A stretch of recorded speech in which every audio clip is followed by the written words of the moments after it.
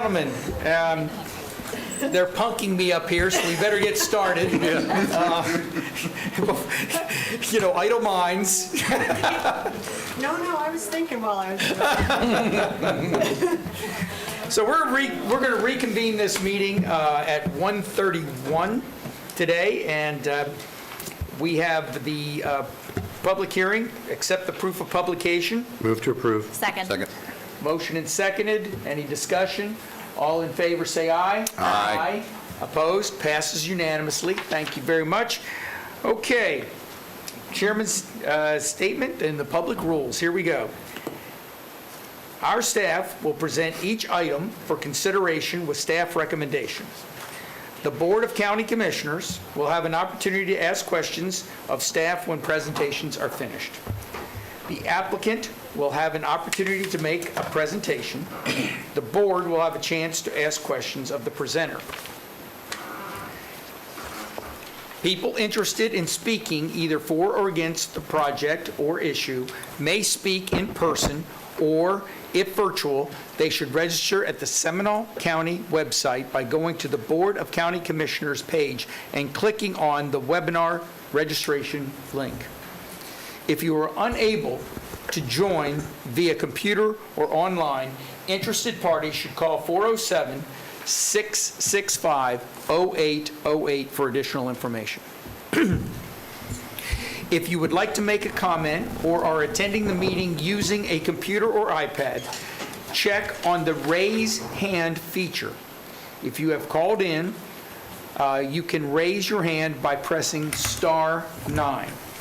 You will be called on in the order that you have raised your hand. You will only be allowed to give comment once per item.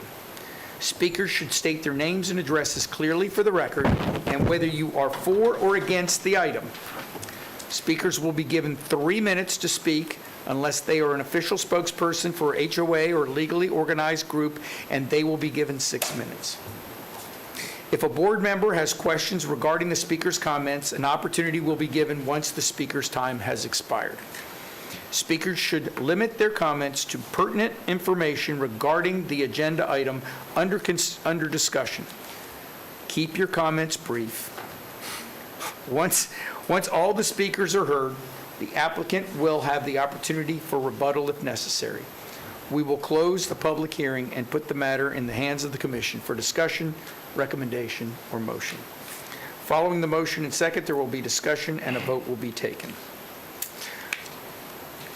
Item number 41 is a public hearing regarding the 2021 project grant carry forward and mid-year budget amendment. Tim Jeffs, Deputy CFO, County Division Manager, will be presenting. Tim?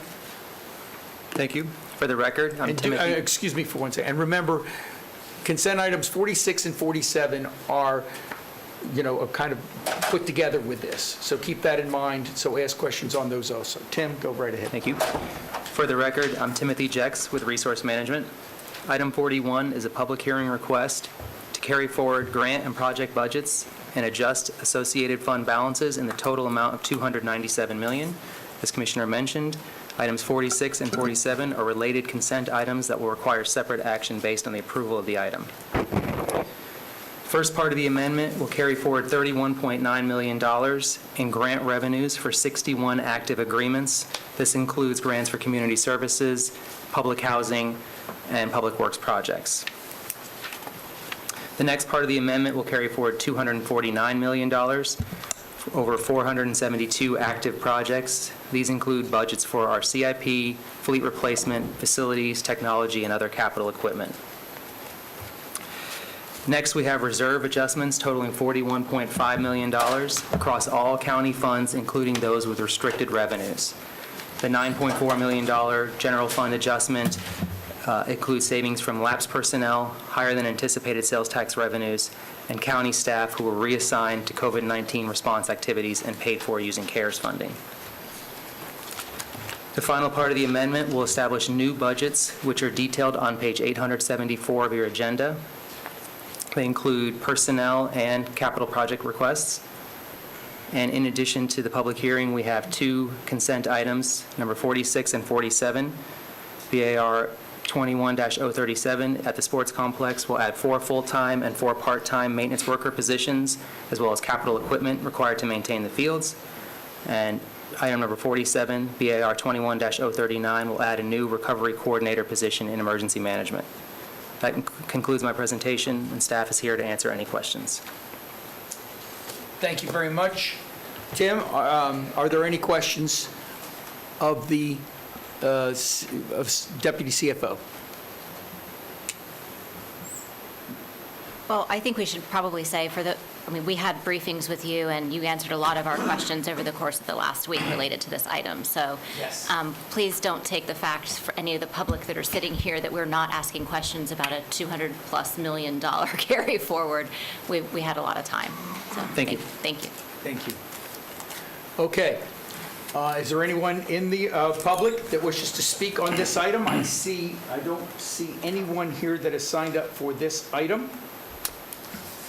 Seeing none, it's back to the commission. Mr. Chairman, Yes. make a motion to approve and authorize the chairman to execute a resolution implementing budget amendment request BAR 21-030 to carry forward unexpended project and grant budgets and to adjust the fiscal year 2020-2021 beginning fund balances in the net amount of $297,062,662.40 to countywide funds. Second. Motion and second. Discussion? Mr. Chairman? Yes. The only item that's included in this that I would like to remove for myself is a county commission salary increase. And while it's minimal and while it is allowed certainly by statute related to the CPI, I would like to not have that addition in my paycheck. Okay. With that consideration, that can be done by any commissioner if they choose to do so, or give it to charity. I, for one, will be giving mine more to charity, but, over that amount anyway. So thank you very much. Is there anyone else that wishes to make any comments? Seeing none, all in favor say aye. Oh, yes. I'm sorry, I will Andrea. do the same with regard to the increase, not give it to charity, but keep it in the county coffers. Okay. And for clarification, that is what I'm asking to have done as well. Okay. Yes, I understood. Okay. Anyone else? Okay, with all that, all in favor of the motion, say aye. Aye. Opposed? Passes unanimously. Thank you very much. Okay, that was, now we have 46 and 47 consent items. Would you like to make a motion on that? Commissioner Herr. Yes, for item 46, I ask that we approve and authorize the chairman to execute a resolution implementing budget amendment request, BAR 21-037, through the general fund in the amount of $288,026 to establish. I'm sorry, continue. Is that enough? I'm willing to take your advice, Bob. if you Quick want draw me to. McGraw over there. To establish budget for 5.32 full-time equivalent positions and 3 capital equipment items needed at the sports complex related to the Perfect Game Agreement. Second. Motion and second on item 46. Discussion? All in favor, say aye. Aye. Opposed? Passes unanimously. Mr. Chairman, Just for the record, I'd like to submit my ex parte communication for 41 and, hold on a minute, that's it, 41. Somewhere in all this paperwork, I have all my ex parte, and I'll be giving it at the end of the meeting, but I was told we need to do it by each item. we were given 3 options, I think. So I'll submit it to the clerk.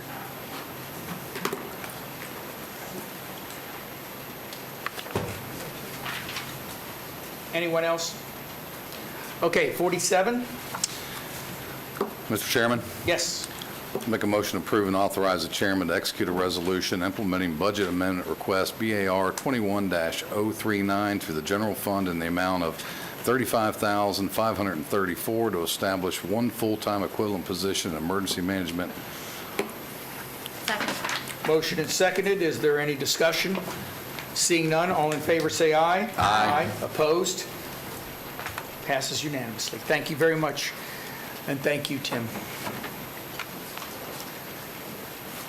The next item is item number 42. Item number 42 is an amendment to the Land Development Code, Chapter 55, well field protection. This will be presented by Mario Chavez, Project Manager. Mario? Oh, that's not Mario. Script change. Good afternoon, Commissioners, Chairman. For the record, Terry McHugh, Director, Environmental Services Department. So I'll be presenting on Mario's half today. Okay. Does anybody have any objection to that? Go ahead, Terry. Can you pull it up for me, Brandon? Which one is it? What is it called? Is it? Mary, what is that the date?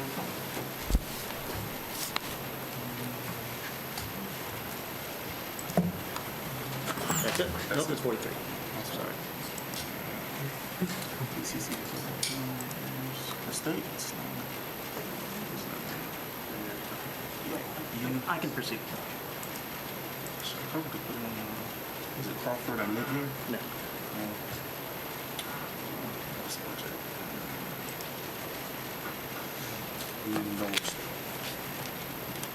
She didn't send it to me. Yeah, Mary, okay. We're sure we can't have Mario? He'd be a lot quicker. Yeah, she never sent it to I me. can proceed without the slide. So item 42 is a proposed amendment to Chapter 55 of our Land Development Code related to well field protection. So the rule is to not have a public water supply well within half a mile of an existing aquifer recharge or aquifer storage and recovery well. In 2008, the county, in conjunction with a grant from the St. Johns River Water Management District, constructed an aquifer storage recovery well at Wilson Elementary on Orange Boulevard. So this ordinance should have been enacted at that time. So as we're exploring alternate uses of this aquifer and storage well, we've determined that this ordinance wasn't passed in 2008. So we are asking that this ordinance be passed now. So with that, I'll leave it if you have any questions to discuss. Anybody have any questions of Terry McHugh? Mr. Chairman, I'll- Public. I could make a motion. Mr. Chairman? No, wait a minute, let's do the public hearing. Mr. Chairman, before we go to the public, I'd like to submit my ex parte communication on this for Okay. various meetings of staff. I have no ex parte on this one or the other ones before it, just so I stay in line with Commissioner Delory.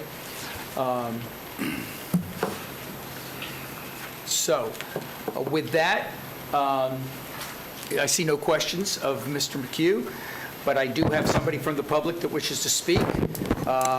Ms. Cindy Howard. Ms. Howard, I believe that you're the only one on item 42. Is there anyone else in the audience for 42?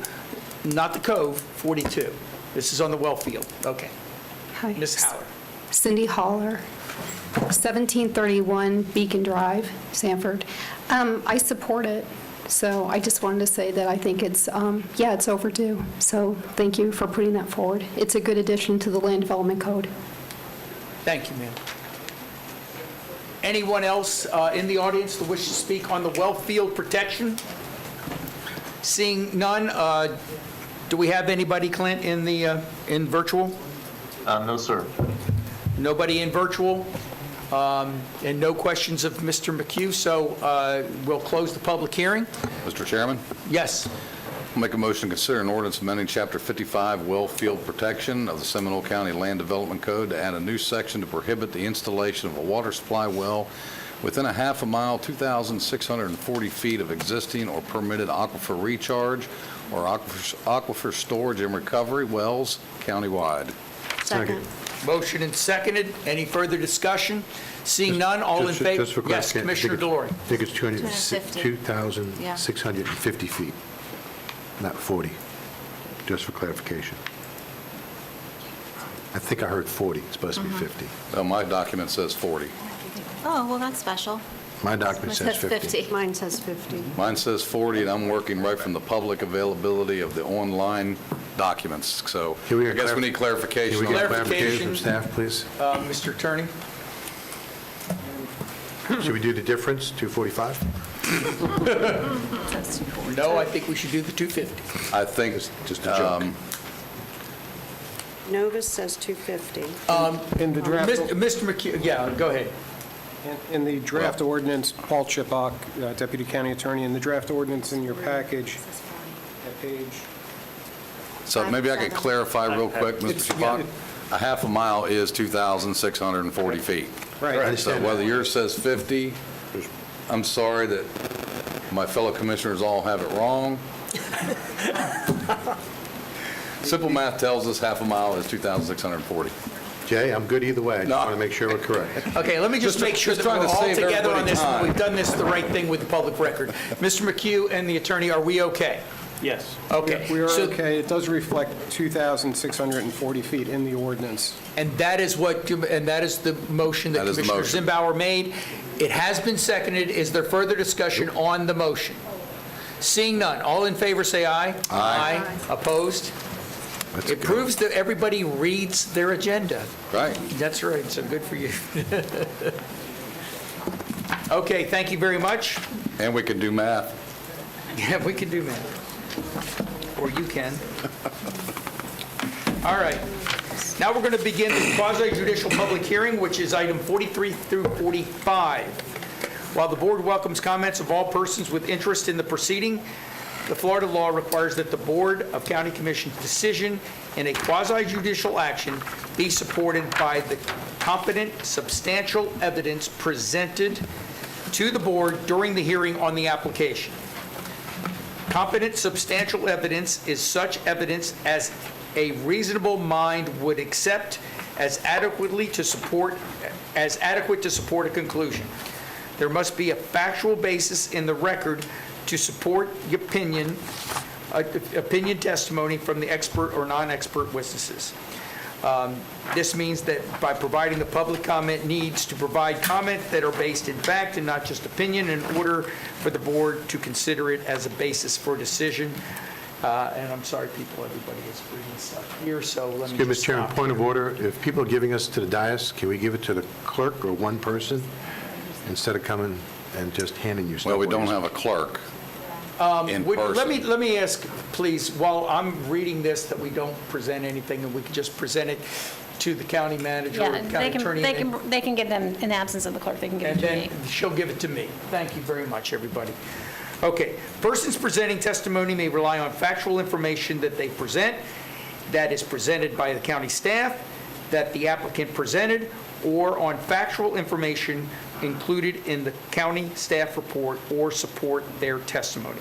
All persons who present written materials on board, to the board for consideration must ensure that a copy of such materials is provided to the clerk for inclusion in the board's record of proceedings and official minutes. Has any commissioner received any oral or written communications regarding the quasi-judicial items? If so, please disclose the substance of the communication and identify the person making the communication. Commissioners may make this disclosure by submitting a written record of communications, and I will give my ex parte now on this, on item number 43. Mr. Chairman, Yes. I also have had ex parte communications via meetings with staff, phone calls to a couple of citizens, as well as emails from citizens, submitting that part of the public record here. Thank you Mr. very Chairman, much. I will be doing the same. Mr. Chairman, I've had conversations with staff, the applicant, and citizens in the area, and the written ex parte is submitted to the clerk electronically. Thank you. What Commissioner Lockhart said for District 2. Thank you. Okay, so everybody is good now. Item 43 is consideration of a large-scale future land use amendment and a PD rezoning for the Cove of Sanford Farms. Ms. Joy Giles, project manager, will make the presentation. Yes, good afternoon. Joy Giles, Senior Planner for the Planning and Development Division. This request is for a large-scale land use map amendment from suburban estates and plan development to plan development, and an associated rezone from A1 agriculture and PD plan development to PD plan development for a 30-lot single-family residential subdivision on 13.5 acres located on the north side of Orange Boulevard, east of New York Street.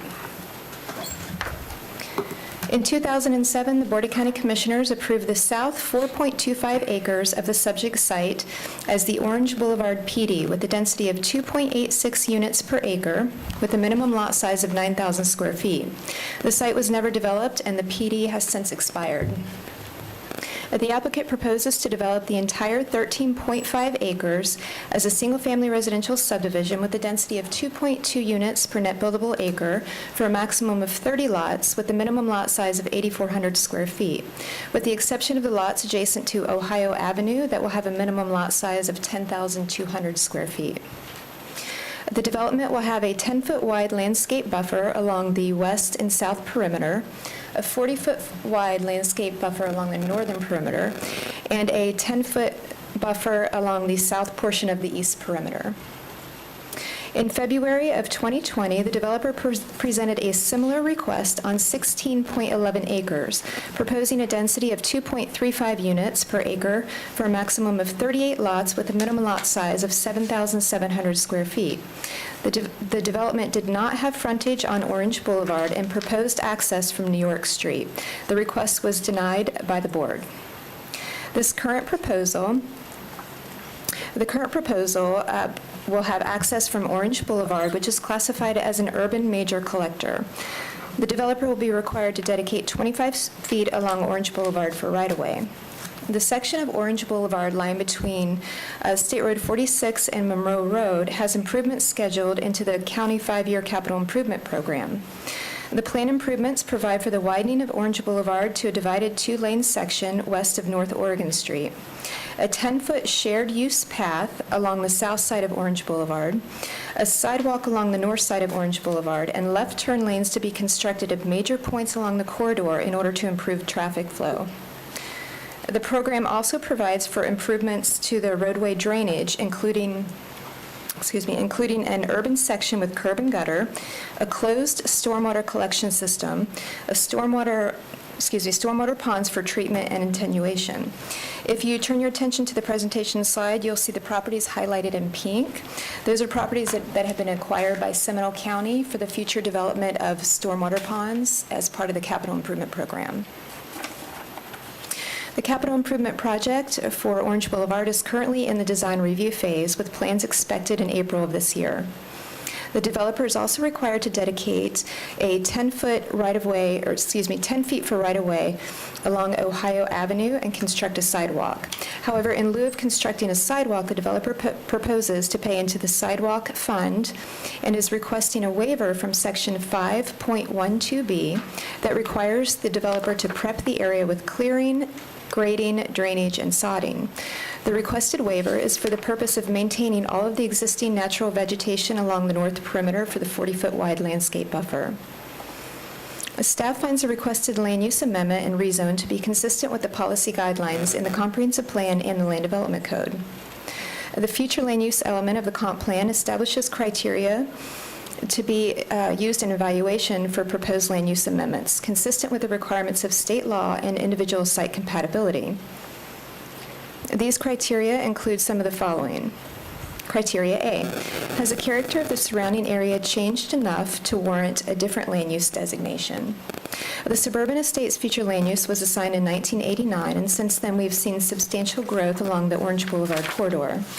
Development along Orange Boulevard ranged in density from 1 unit per acre to 10 units per acre, with the most recently approved Bartram's Landing in December of 2020 at 3.75 units per acre. Tesoro Townhomes was approved in 2018 with a density of 10 units per acre, and Gateway at St. John's, also approved in 2018, at 4.6 units per acre. Criteria B, will public facilities and services be available concurrent with the impacts of development at adopted levels of service? Seminole County is a utility provider for sewer, water, and capacity is available. Seminole County Public Schools provided a school capacity determination based on concurrency service areas and zoned schools for the subject site. The zoned high school is currently over capacity.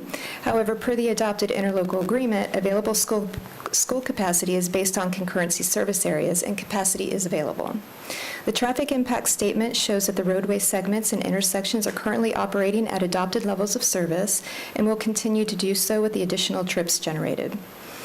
Criteria C, is a proposed land use compatible with the existing development in accordance with the compatible transitional land uses shown on Comp Plan Flu Exhibit 1? Flu Exhibit 1, which is also included in your agenda package, provides a table listing compatible transitional land uses based on density and intensity. The table shows that suburban estates and low-density residential, which permits a maximum of 4 dwelling units per acre, are both compatible transitional land uses.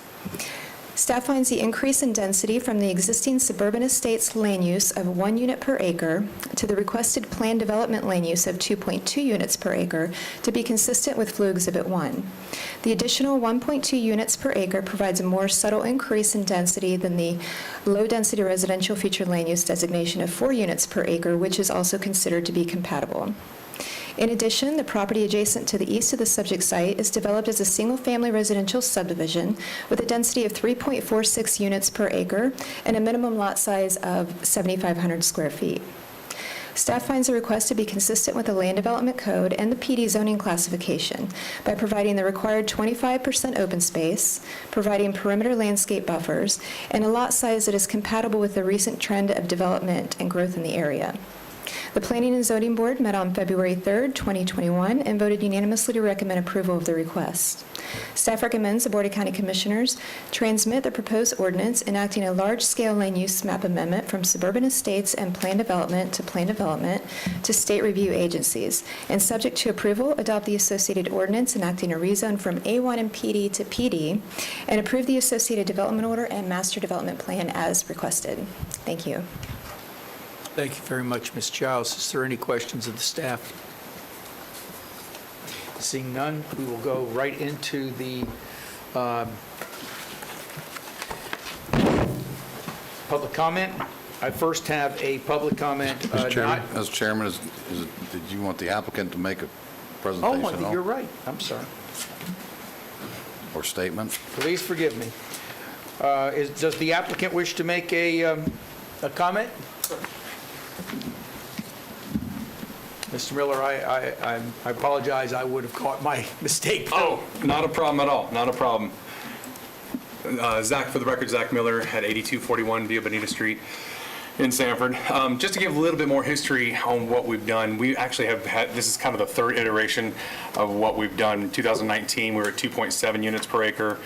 Last year, we're at 2.35, and this iteration is 2.2 units per acre. That is a result of listening to P&Z, listening to you guys, listening to the homeowners, and some of the things that just to kind of go down the list of some of the things that we've acquiesced, for lack of better terms, obviously reduction in density. We now have access off of Orange, which I'm sure you saw the configuration where it was just off of New York before. We increased the buffer on the backside, where we've got a 40-foot buffer, a natural buffer that we would like to maintain undisturbed. So the way it looks now, for the most part, for 40 feet at least, or actually 50 feet, because we've got a 10-foot dedication, for 50 feet will remain the way you see it today. And then on top of that, as a response to some of the homeowners, at one point we had the retention in the center and all the homes surrounded it. We shifted that retention area to the rear, or to the Ohio side. So after the buffer, now you've got the retention area, and then we actually have the right of way. So for not 226 feet is when the first home lot starts, and then you've got a home setback after that. So. Just kind of going over some of the things we've changed. Obviously, the first house doesn't start for nearly 300 feet on the Orange side. And in the development order, some of the things that we'd like to address or maybe don't necessarily agree with is they're asking for no fence or a split rail fence. In response to some of the homeowners, we actually would like to have a solid fence, just like Somerset has, but that fence would not be installed until after the natural buffer on the Ohio side. So that would surround the perimeter of the property. On the front, we'd still do a split rail or some sort of decorative fence. I'm not a huge fan of the concrete walls that go out there, but so if we did something on the entrance side to do like similar to Carisbrook, what they did at Carisbrook, that's what I was thinking on the front side. I think that's about all I've got. Oh, the other I guess request that we would have or for consideration is we'd like to maybe in the risk of sounding presumptuous, I'd like to see this as a continuous of between Orange and Ohio. I feel like it's a very good transition with the large buffers, the lower density. As that property develops, it would help the homeowners to understand what's going to happen there, what the expectations are, as well as the development community, what can happen there, because it's something, at least we have a game plan for everybody, whether it's the development community or the residents. I'd like to see that happen if that's possible. So I don't even know what that looks like, if that's an overlay, if that's something that staff does. Like I said, I don't mean to sound presumptuous, just if this does go forth, we'd like to see some sort of standardization with that, just that area between Orange and Ohio. So that's all I got. Any questions for me? Questions? I do have a question, Mr. Chairman. On your setback on your natural buffer that you're speaking about at the back of the, Yep. how are you going to handle that? What's your intention to handle that as far as HOA? So it's a natural buffer, and the way it's maintained right now is the way it would be maintained during the HOA, is my thought process. So it's not going to be part and parcel of any interior lot? It is not. No, backing up it to will be that? owned by the HOA. So would you be willing to put that in a conservation tract under the HOA's name? Yeah, it wouldn't bother me. So it's maintained and cannot be impacted? Yeah, that wouldn't bother me. Okay. Yeah, I mean, so we've got the 10-foot dedication, then we've got the 40-foot buffer, and then I'm going to have about another 10-foot transition buffer after the retention pond. But so it would be that 40-foot buffer that we would make a conservation tract of some sort. Okay. That doesn't bother me. Great, thank you. Nothing else, Mr. Chairman? Thank you. Is there anyone else that has a question of the applicant? Thank you, Mr. Oh, yes, go ahead. Did you talk at all, I know there were some notes in here about the sidewalk situation on Ohio. Yep. Is that something that is already in there that staff has worked out completely, or is that something you need I believe the board so. to discuss? If not, I'd like to waive any requirement of the sidewalk on the backside, because, again, I'm trying to keep it a natural buffer there, and if I have to clear or do any kind of improvement there, there goes your natural buffer. It's my understanding they're going to pay into the sidewalk fund and will not have to prep that area at all. Okay, good. That's my Okay. intention, yeah. So, Mr. Chairman, he's not waiving the requirement, he's waiving the construction and then paying into the And fee. paying, Right, still have to pay into the fund, but Commissioner Delory, that's, you, typically when you do that, you still have to improve it, I understand. and I'd like to not improve it. It's my understanding, in my briefing from staff, that they were not going to require a briefing. Mr. Dredge, is that correct? I thought so. Yeah. Okay? That way we're not disturbing anything there. Right, Got it. Okay. right, okay. any other questions of Mr. Miller? Yeah, thank you very much, sir. All right, thanks, guys. You probably want to stand by. Sure. All right, I have a number of public comments. I believe that I will take those that are in favor or have indicated that they're in favor first. I have a John Latshaw. Latshaw? Mr. Latshaw.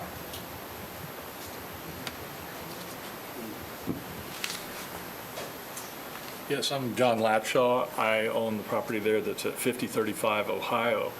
I've been to the meetings that Mr. Miller's been here with you all, and from the initial one he did at the church off of 46, and it is amazing how all of you and the previous commissioners do watch out for both sides of the developer's interest and the landowner's interest and all the homeowners. I've heard some awesome comments from some of the homeowners.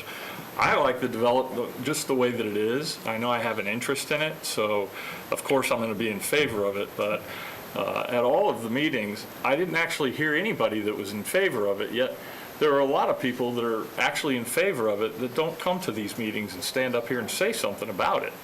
And that's, I mean, I know that's true. We have friends that live in the two neighborhoods on either side of where this development's going, and smaller lots like this in the transition area work for them. If you looked on Realtor.com and you looked at the homes for sale in Wekiva or at Astor Farms, every single one of them would be pending. I know the market is good for homes, but people snap those homes up because they want to live in a rural area and be able to afford a home that's not on an acre that costs $1 million.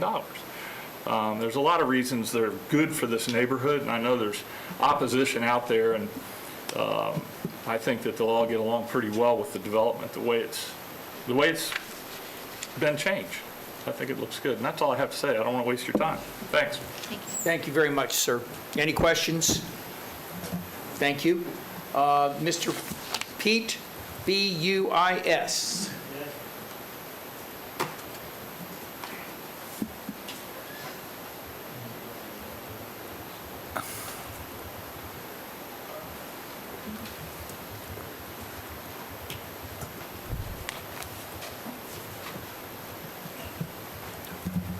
Mr. Chairman. Pete Beos, 5376 Ohio Avenue. I'm here to speak in support of the development with some reservation, but nonetheless in support.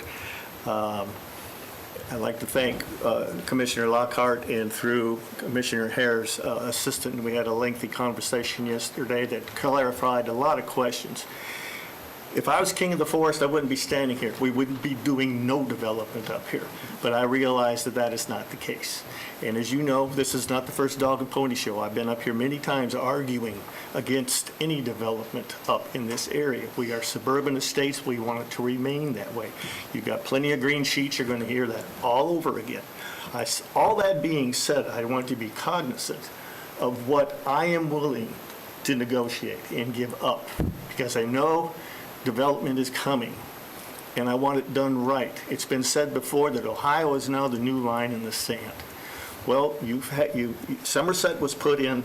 If you keep that buffer off of Ohio, maintain that country feel when you go down Ohio Avenue, in which Zach is willing to do, has promised that that is what he will do for us, then he has my support. Keep that buffer. The solid wall, you make it exactly like Somerset, and the residents are going to be happy. I don't know what else to say other than, Commissioner Constantine Delary, I thank you for your steadfast support in conserving the Northwest Seminole County and your dissenting vote on the Bartram issue. Thank you for standing with us, and I know y'all are considering not only us, but builders in the development of Seminole County. But we are residents, we're taxpayers, we live here, so please maintain that feel on Ohio Avenue. Thank you. Thank you. Could I ask Mr. Mr. Beers a question? Questions? Sorry. Thank you, sir. Commissioner Lockhart. Well, I just want to make sure I heard you correctly, because you said that you would like a solid fence like Somerset. Correct. And the development order on page 3, letter K, says that solid walls and fences will not be permitted. So I just want to make sure that we go back to that discussion at some point. If you've done it at Somerset, it is acceptable to me as a resident on Ohio Avenue. I think it looks fine. And the setback, if you do what you've done at Somerset, and as Zach even mentioned, you set this as a precedent, because I know more development is coming at some point. But if you do that, you won't be in. But the first time we were in here, where were we? What, 3 hours arguing? So I think it was more like an exchange of ideas. We're giving up a lot. I'm sorry? It was more like an exchange of ideas. Call it arguing. Well, anyways, thank you. Any more questions? Thank you very And much. as I sir. sign the phone, stop and see the goats sometime. Thank you. I will.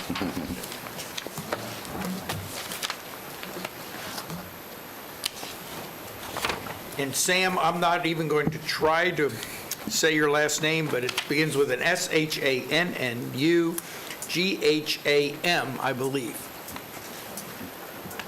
Thank you, Commissioners. My name is Sam Shanmugam, and in the interest of transparency, we own the lot that Zach bought from us in the front, and I'm currently live in Markwood Road. A member of the Markwood Road Association. We always fight to maintain the rural character of our neighborhoods, and we also bought another piece of property in that neighborhood. We will be moving there soon. We applied for all their development permits, and we'll be building a house there, moving in there. I like to maintain the rural character of Orange Boulevard, and I think Zach's development is consistent with maintaining that rural area. And current plan, I like it, is less dense, less denser than all the other developments going on out there. So I'm in favor of Sanford Farm development. Thank you. Thank you, sir. Any questions? No questions. Thank you, sir. And I believe that we also have a Raj with the same last name. Nope, not the same last name, excuse me. Subbiah. Yeah, that's a different. Thank you, sir. Thank you, Commissioner and the team members. I want to thank you. My name is Raj Subbiah, and I'm in support of this project. Your address, sir, I'm sorry. For the record, address. Address, okay. I live currently in 2616 Hazel Grove, but I have a property 4945 Orange Boulevard, which will be constructed very soon. We are moving ahead. And we also own, as 5 partners, the property, the JAX project, where the JAX project is, the Sanford Farms, basically. And I fully support because in the interest of growing needs of this area, we think that it's high time to requesting approval for this one. I already attended 2 previous meetings and it was not approved, but at this time we have a real need for that because of the growing area in that. So that's what I want to say. Any questions? Thank you very much, sir. Any questions? Thank you, sir. Appreciate it. Mr. James Johnson. These are all still folks that have indicated that they are in favor of the project.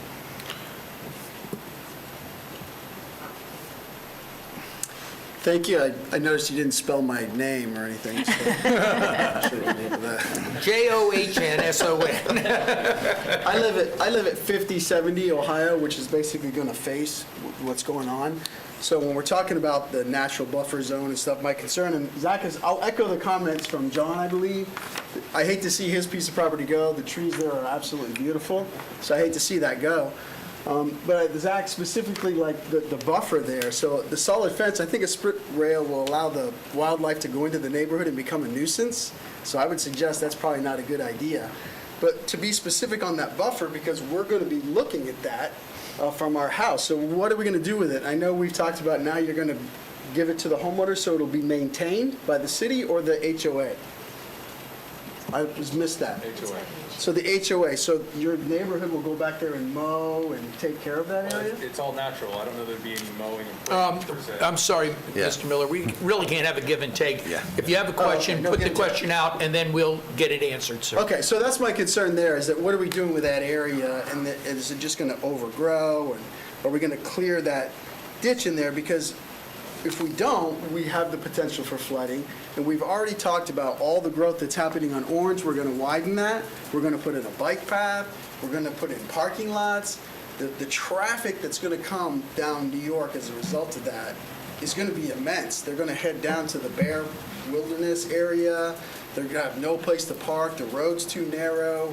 They're going to be walking down the middle of the street. So, I mean, I think that the growth that's happening, that was laid out, is going to impact that area.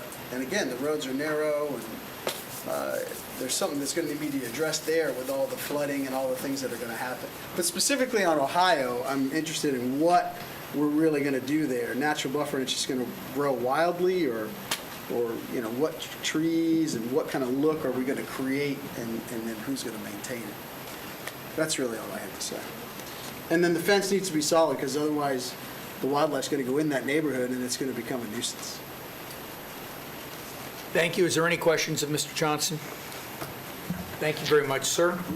And also we have John, and I believe it's P-L-U-K.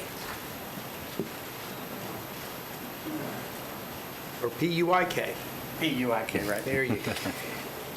Okay. I don't know that there's anybody that lives in a neighborhood that wants more people and less woods, but there's also not a single person. John, I'm sorry, at least forgive me, name and address for the record. Sorry, 5022 Ohio Avenue.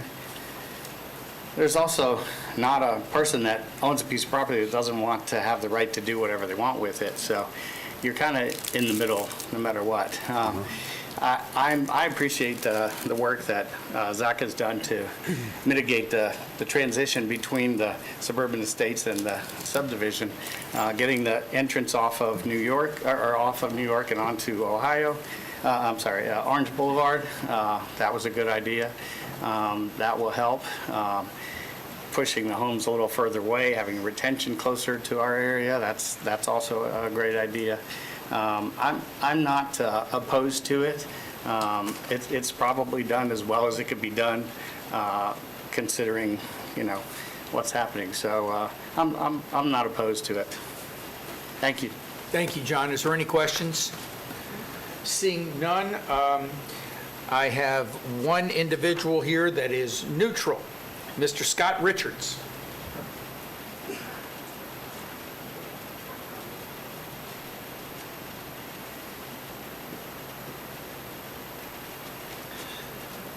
Good afternoon. Scott Richards, 5212 Michigan Avenue. Some of us have to check our own box sometimes, so I apologize for that. So, again, we appreciate everybody's time. We know you've seen you many times, so I came today with no presentation. Let's keep this simple. Let's be honest, I'm pretty sure everybody here would love to see it remain this way it is, but I think a lot of people also recognize there's a lot of change happening. I put neutral because I really don't want to see it happen, but ultimately I want to give Zach a lot of credit. He's come a long ways and listening to the neighborhood, working with the community to the extent possible. So I want to give him a lot of credit in reaching out, and as much as I'd like to see the density be a little bit less than what it is, I think it's a lot better trend than what some of the other developments that have happened in the area. And with that, I really want to make sure that whatever happens, we work to maintain the character of the community. And I'm hoping that whatever happens today, we can look forward to set a trend for what remains of Sanford Farms. I heard a lot about property rights, and I agree with it, but I think we've got to send a clear message to both the homeowners who are buying lots and developers what that trend is going to be in the future. And I think myself and a lot of the neighborhood is willing to work with the county to set a trend or be an example. I've heard the thing rural enclave has been a comment that's been made. So I'm hoping we can work together to set a trend for the future, whatever that may be for the community. As much as I love to come visit you all, I think we'd like to not keep doing this over and over, to be honest. So with that, I will say I will support Zach, but it's an if, and that's an if with two Fs. And that's, let's work together as a county and community to set an enclave or something similar. Let's work to maintain the character of the community that is left. We've got the Bear Park, a lot of neat things in the area that I know the county's been working on. I know you're widening the entrance, just over widening the entrance last week. So there's a lot of activity happening, and we want to work together to preserve that community that, quite frankly, the people that are buying in all they say these denser communities are wanting. So let's not get rid of it all, because then there won't be anything that they wanted to move out there for. And again, I'm not going to say stormwater but one time today. We all know that's a challenge, and it remains a challenge. And as you're doing studies, I volunteered myself with staff. I'm more of a potable wastewater guy myself, but I know enough to be dangerous on the stormwater side. Volunteering ourselves to work and provide input to that so we can get to a resolution on that as well. So again, we appreciate the input and the time the staff has made to work on this. And just, again, let's work for a common solution moving forward. Thank you. Thank you. Thank you very much, Mr. Richards. Any questions? Thank you, sir. And I have a public comment written from a Kathy Coriff of 5050 and 5030 Ohio Avenue in opposition. And she says, concerns with flooding, wildlife, prefer fence to match backside of Ohio Avenue, side of Somerset, and for residents for future development on Ohio. To set precedents for future development on Ohio. Okay. Take those back to the county. Thank you very much. And now we have those that, okay, that's not that. Okay. I have in opposition, I have an Aaron, K-O-R-E-F, I believe.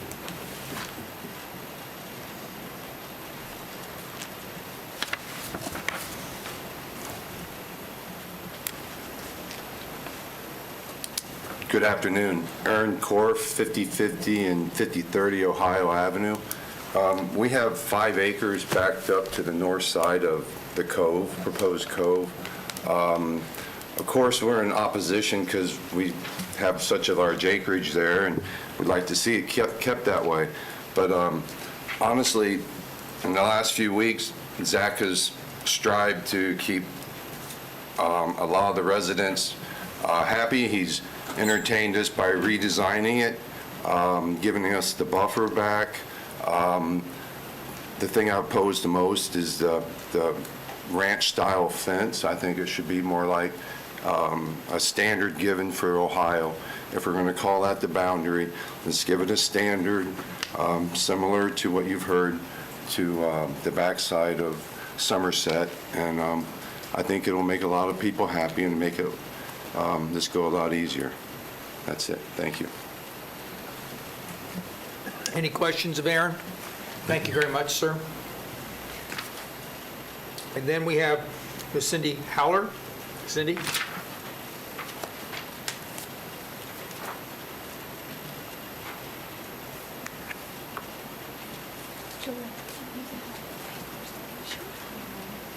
So do you want to speak from here or there? No, just here. Okay, yes. Okay. Cindy Holler, 1731 Beacon Drive. So, I also, by the way, am a property owner in Sanford Farms, and the property that we own in Sanford Farms, we affectionately refer to as the swamp. So we call the property the swamp because the north side of it, which abuts the bear preserve, is frequently wet. You're not going to see that because we're dry season, but there's issues that you may hear about tonight. I know Scott touched on them lately, which address the infrastructure challenges to this low-lying community, which is very close to the St. Johns River. So the Cove is a better proposal. Absolutely, I agree with that. Than most proposed in Sanford Farms area. I'm thinking of the recently approved Bartram's Landing, Lansdowne Estuary, which I know you refer to as Gateway. But some tweaking is still needed. So I heard before today, that Mr. Miller was speaking with Sanford Farms residents that I think was wonderful. And they discussed location of the retention pond, which I didn't actually see that drawing on the county pages of where the pond was, but I heard it was going to be north, and slightly larger lots near the north end, which I think has been good. So certainly anything to prevent flooding out of neighbors is important. So, and I'll address the lot sizes when I speak on density. But first of all, I want to briefly, and some of these have already been touched on, honestly, if you could. So, issues at the north end of the development. So for the privacy of existing Sanford Farms resident, the developer needs to put in the brown fence and trees and plants along the north side facing Ohio, which matches the Somerset PD. So I emailed all you commissioners on Sunday, and I'd like this request added to the development order. Also, no sidewalk on Ohio, and state that in the development order, but obviously, Miller Construction or the future developer should have to pay into a county sidewalk fund, and I think he mentioned that he would. So, I know. At the entrance of the development on Orange Boulevard and throughout the urban bear zone, wildlife signs need to be placed at the entrance of the PD to educate residents and visitors about the bears and county rules pertaining to securing garbage, et cetera. We have a lot of wildlife present. And I emailed commissioners, you also, pictures on Sunday. And I've always appreciated Seminole County's motto of it being Florida's natural choice. So now moving on to density. If you could. Thanks. So Sanford Farms sits in the St. Johns Rivershed area. The area, it's flood prone. It needs minimum density. The future land use is suburban estates, which is 1 dwelling unit per net buildable acre. The proposal, I saw 2.1, 2.2 units. It yields 30 homes on 13.5 acres, which the lot sizes are, you can see the numbers. They're less than a fifth of an acre and less than a quarter of an acre. So the numbers can be deceptive. 1 home on 3/4 acre is workable. and that would be great, but I think a reasonable compromise is homes on half-acre lots, which is 21,780 square feet, which I think that's personally, my opinion, it's a better transition for Sanford Farms. That would be approximately 21 homes. So you heard Rural Enclave presented. Rural Enclave over Sanford Farms, Seminole Estates, other countryside and sensitive areas in Seminole County is truly needed for protection of our natural resources and to preserve the quality of life for existing residents. Many Sanford Farms residents and other residents are in favor of creating a rural enclave, and I've talked to several people about it. I'd just like to wrap up by saying 30 homes is too many here. I request that the suggested density be taken into account, the number of homes be reduced, and the other requests that I know I talked about, and I heard Mr. Miller say that he was for them. So those be taken into consideration. And I would support the Cove with those modifications and conditions, and I appreciate your time. Thank you. Thank you very much, Cindy. Is there any questions of Ms. Holler? Okay. And we try to give all the citizens as much latitude as we can, but if, keep in mind that those of you, you all have 3 minutes, so try to keep that in mind. Mr. Mike, Y-A-C-C-A-R-I-N-O. Yacarino. Thank you very much. My pleasure. Okay, first of all, I got to ask you... Name and address for the record, sir. Okay, Mike Yacarino, 1435, 1427 New York Street. And I have a question. You are the planning board, right? No. Correct? No. No? We are the county commission. Oh, the county commission, okay. Anyway, on the way in, I took 415, and I've seen a lot of building going on. Tremendous amount of building going on in Sanford. And, you know, one thing I noticed is the land over there is nowhere near as beautiful as that section by the park. I mean, the Bear Preserve, that's a very special place, that whole area. That's the type of place on a Sunday afternoon I like to take a ride. Now, owning property there, I realized that, hey, if Mr. Zach gets his way, that's going to make my land go up. Because now I can do the same thing. I can subdivide, and I can make a lot of money. And I've seen a few of the neighbors who, obviously, that's their plan. In fact, I even put our property up for sale just to see what people had to say about it, and I was amazed at the response I got. But my point is that if you, in any way, are here to protect the aesthetics of this, of the county, of the land, you should protect that at all costs. You shouldn't allow one house per half acre. It's ludicrous to destroy an area that rich in beauty. Because as I said, I look all around Sanford, I see nothing like it.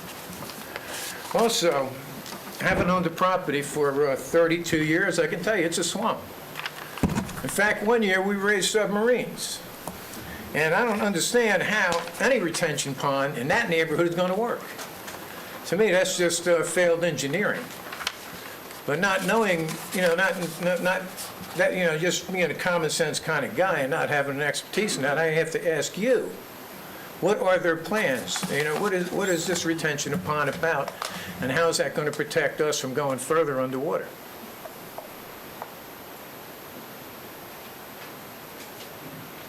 We will get that question answered, sir. I would appreciate Ms. it. Giles, you know, that will be something that I want you to address when you come back. Thank you.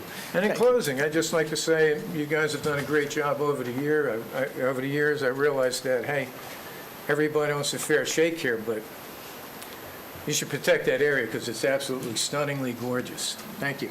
Thank you, Mike. Any questions? Mr. Yacarino? Yes, sir. No. I said, any questions of Mr. Yacarino? Seeing none, next is Wafa Esposito. I did not forget you, man. I see your name here. Wafa Esposito, 5040 Hawks Hammock Way. I actually feel the same way as Mr. Yacarino. I don't know if maybe because I'm new to the area, but there is really a beauty into that rural neighborhood.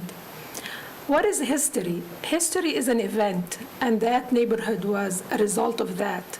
It was divided from farming land and became the way it is now. why we can't protect it, make sure that we can get to that enclave. Anyhow, 2 years ago, we came here multiple times trying to persuade and protect the character of this rural neighborhood in the sensitive area, hoping to reduce the well-known flooding impact too, which is really very important. 14 months ago, the neighbors asked of you, headed by Mr. Steve Thurber, with petition signed by over 500 area residents on paper to disapprove these communities. Can we consider, please, a lower density of one home per 3/4 acre on the Ohio side, transition to the 2 home per acre in the middle, and then the 2.2 home as currently zoned PD. Such neighborhood will not only offset the approved dense development that were dubbed wrong, but will also make a good transition to establish a designated rural enclave, and will also allow the recharge and movement, the recharge to the aquifers and movement of the larger wildlife, especially the bears that otherwise will see their roaming territory cut off by walls. I'd like to put this picture out. Yeah.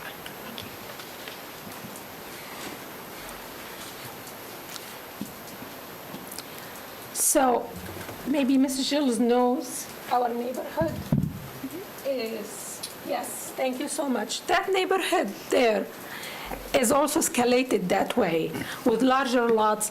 We are so far, the same elevation, I believe, we're so far from the river, but still get flooded, okay? And where we get flooded, not in the larger lots homes, get flooded in the not supposedly a flood zone, which is where they build denser homes. So that's something, we have the science, that's what it is. So maybe we need to compare that, because time only will tell, and you really don't want people struggling with flood. As you know, we come always here talking about our flood every summer.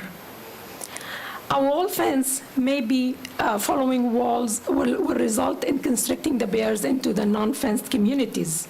So maybe they would like that wall for aesthetics, but maybe they need to be opening. I don't know. It's common sense have to prevail here, because if these animals, you're going to cut them off.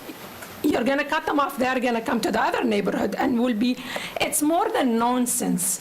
My son faced the bear in our garage while he was unloading his car this September.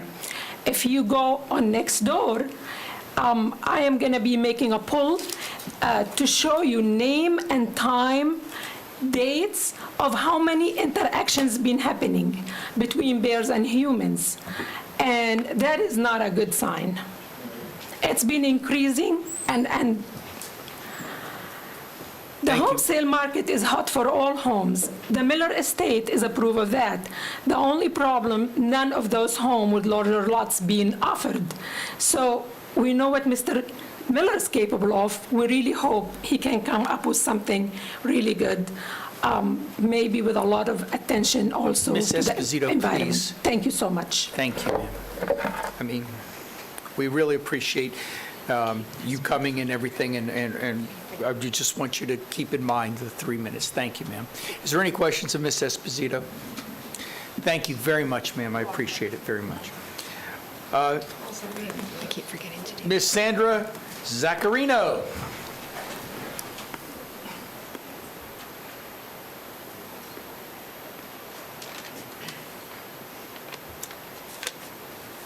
Sandra Iaccarino, 1427 New York Street, 1435. I bought the property 33 years ago because of the beautiful rural area it was. I plan on having a horse and a horse farm.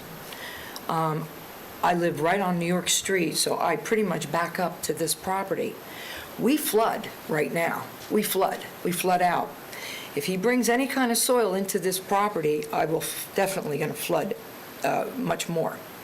I'm concerned with, the Black Bear Preserve is magnificent.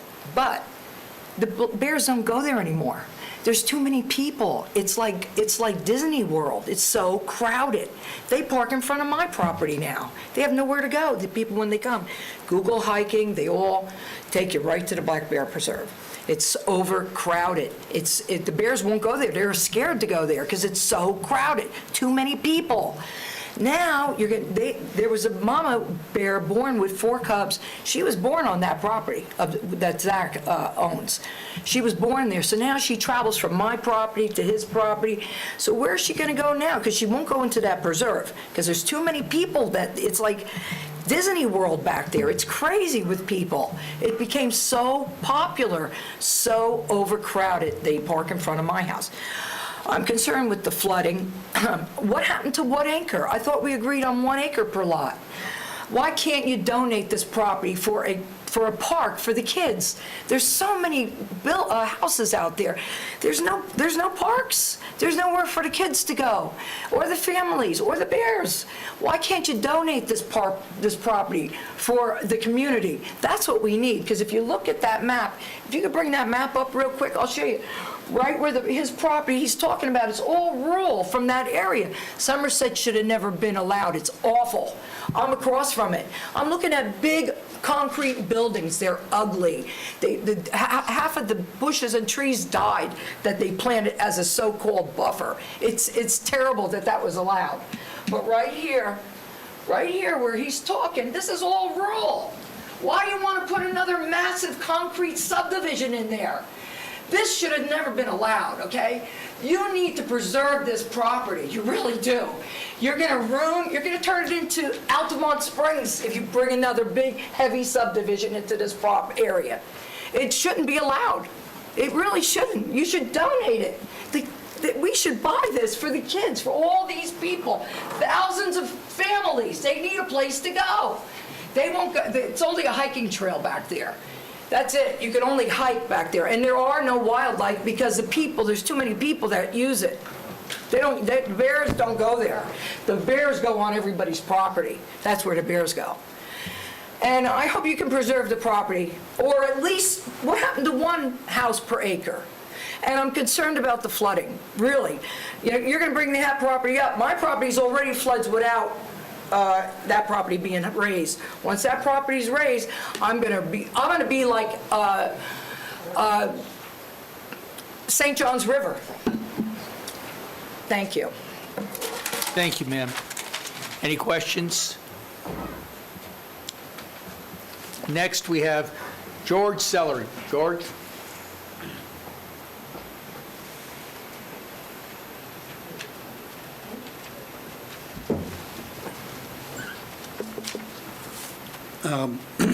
George Sellery, 5231 Shoreline Circle in Sanford. I am not here representing the Lake Forest HOA. We didn't have any time to talk about this issue, so I'm just here based on myself, my daughter that lives in the retreat, and our other family member that lives on Maryland and Sanford Farms and gets stuck in the mud a couple weeks after they bought their house. I think Zach's a great guy. I haven't personally met him, but he's blue jeans and out there talking to everybody. I agree and compromise, and it sounds like he's tried to do a lot of compromising on this project. I want to put this up if we can. I want to make sure in some of the presentation stuff that, south of Orange Boulevard is completely different than north. South of Orange is completely built out. There's nothing left to build south of Orange. Lake Forest is there, Dunwoody's there, Terracina's there, all the way to Oregon. Everything is built out. What's north is, you've got Astor Farms, which, according to the 1989 newspaper, the staff did not like that project because of the density. You've got Retreat at Wekiva, Somerset, planning and zoning, everyone kind of said Somerset just kind of got through. And you can see in there between Astor Farms and the Retreat, that's really the way wildlife moves. They come to my house in Lake Forest and hang around in my trees. The bears do and stuff, and they're great. Everybody loves the wildlife. But I think north is the trend, and north is where it backs up to the Bear Wilderness area, and I think we need to keep that in mind. And then this is the one that worries us, and has always worried us for everybody that lives in this area and in Lake Forest. That's the 2007 flood map from your information on the county site. That's 2007, and we know it's extended beyond there. We've had periodic flooding in Lake Forest with heavy rain events. You guys are doing right now the Lake Monroe Basin and the Smith Canal. Everything goes into the Smith Canal. You're also doing the Orange Boulevard improvements. And you're also got drainage improvements in the plan for this year. So you've got a couple big things going on. I know there's mitigation going on for Orange Boulevard, and it's going to be great for everybody. There's a need probably to look at a rural enclave for that area, like some of the other counties do, wildlife movement and stuff. But I think what I'd like to see you do is set some kind of a standard going forward, at least for this area. It's hard for me. I don't understand when the county says it's consistent with the land development code. I'm not sure if being out of sync with the future land use plan is different from the land development code. I'm not sure if Suburban Estates is right. I don't know. I really don't. But I think until you decide what's best, that you should set a standard of one house, 1.5, 1.75. I don't know what it is. I know that during the Paola discussion, which was turned down, that Commissioner Lockhart at the time mentioned she would look at something with less density. I don't know what that is, but if you just say something like, we're not going to cross 1.5 or we're not going to cross 2.0 until we finish these basin studies, until we finish these improvements and see what we've got, I think that's the compromise that's fair. Again, I wish for that neutral one versus pro and oppose, because I'm pretty neutral as far as his development. Last comment I'll make is the fence, and I know a lot of people have talked about the fence. If you look at that Somerset fence, it is up about 1.5 feet off the ground, and it's like that so that flood water or water can move. I'm hoping that whatever fence is put in, I'm not opposed to a solid fence, but it needs to be up so that water can move, because if you divert flood water, it's going somewhere if it goes and gets stuck. Thank you very much. Thank you very much, George. Okay, we do have people that are in the virtual world. So, Clint, I'm going to let you go ahead and bring forth. I have 3 hands up.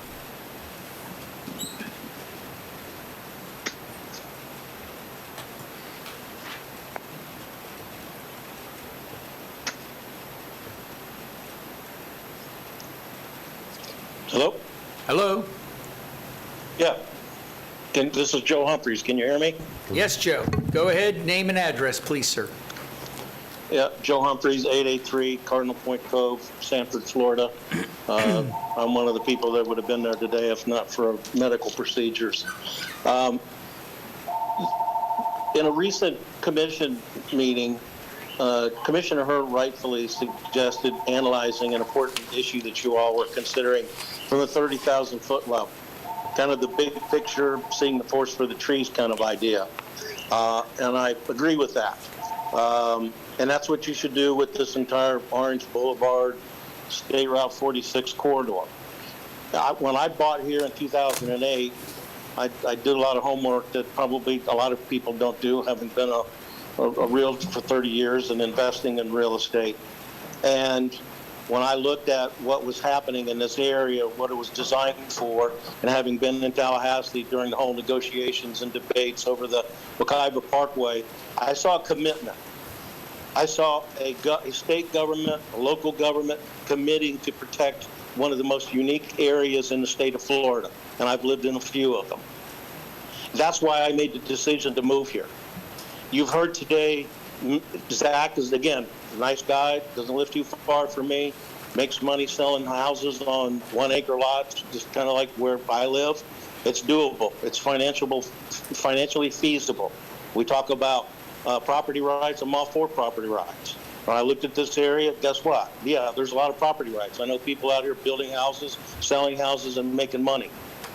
And I moved here with the understanding that not only the state, but the feds the county had made a commitment to preserve this area. I said you saw the article today, maybe in the Orlando Sentinel, talking about the challenges that we're facing spring-wise in the basin management areas. You saw the article a few days ago about the silting in of the Wekiva River.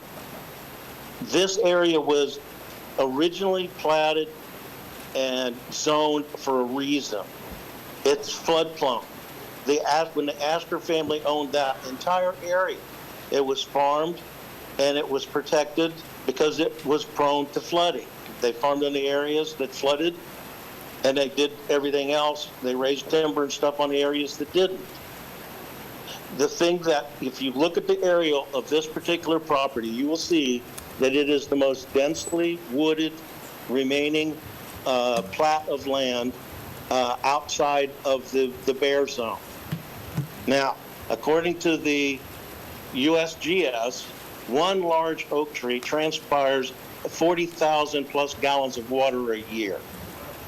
This area, again, is prone to flooding. And as George had mentioned, everybody's admitted in previous commission meetings when Brenda Carey was here, that these maps, the flood maps, are not accurate. The federal government has indicated they are not accurate. What you hear from people on the ground in this area is about the flooding. Of course, so I'm all for, Zach building here, but there's absolutely no reason why you can't make a profit on putting up one house per acre. If you try to put 30 houses on 13 and a half acres, you're going to have to clear cut, because that's not just the footprint of the house, that's the driveways, that's the sidewalks. It talks about they've got a half an acre of undisturbed land. What is that, the retention pond? So I'm urging you to, if you want to continue to protect this area, you hear about the wildlife. If you talk to FWC, you know that this area is prolific with black bears. And you don't want to have a black bear get stuck in your neighborhood. I think Commissioner Zembar would tell you that the last thing you want to do is corner a possum or a raccoon, and you sure don't want to do that with a bear. And we have, as I think Wafa had mentioned, almost on a daily basis, we hear about bear encounters in that entire area, up to and including into Lake Forest. So you're creating, by pushing more people out there, you're putting people in a position of running into and having a black bear encounter. And if you talk to my friends in Carisbrook, you know that's not something that you want to have happen for anybody.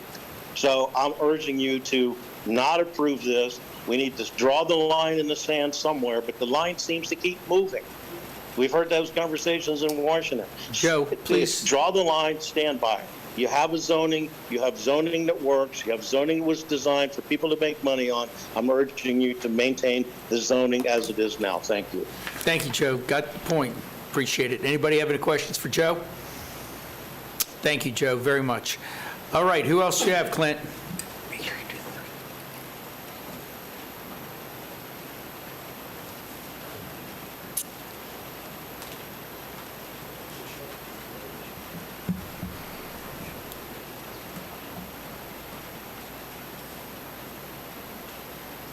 Hello, I don't know if you can hear me. Yes, we can. Barely, sir. Speak up as loud as you can, please. Name and address for the record. Name is Gary Mellon, 5395 Ohio Avenue in Sanford. Say that again, sir. We did not hear you very well. I apologize. It's Gary Mellon. Gary Mellon, Gary thank Mellon, you. 5395 Ohio Avenue. Is that better? Yes, sir. Thank you. Okay. Anyway, I obviously oppose.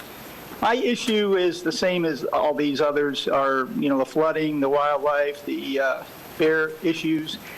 And I know it seems like we're moving in that direction of approving, but, I would just want to state that, I want to keep this area like it is as much as possible. And I live on a wetland area myself. I have to deal with all of it. In fact, I've had fill around me and I have really bad flooding. But on top of that, I wanted to mention something when we get the neighborhood open, if it does happen.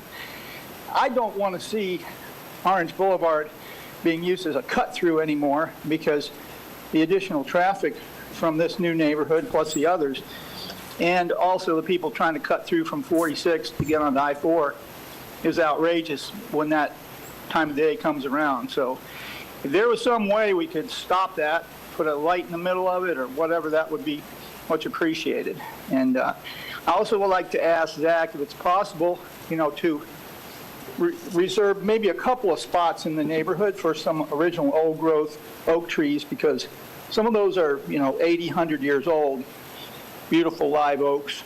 We'd like to see some of those survive. So I know we got a buffer zone, and hopefully there'll be some in that area. And let's see, I guess that's about it. I know I have a minute left. Main thing, I like the area. I've lived here for 20 years. I want to see it remain pretty much the same as it has been. And if you can do anything possible to keep as much of the, natural foliage, I would appreciate it. Thank you very much. Thank you, sir. Clint, I still see two hands. Who's next? Please, sir. Should be Jennifer Ferguson. I have a Nancy Harm, which I'm assuming that's Nancy Harmon.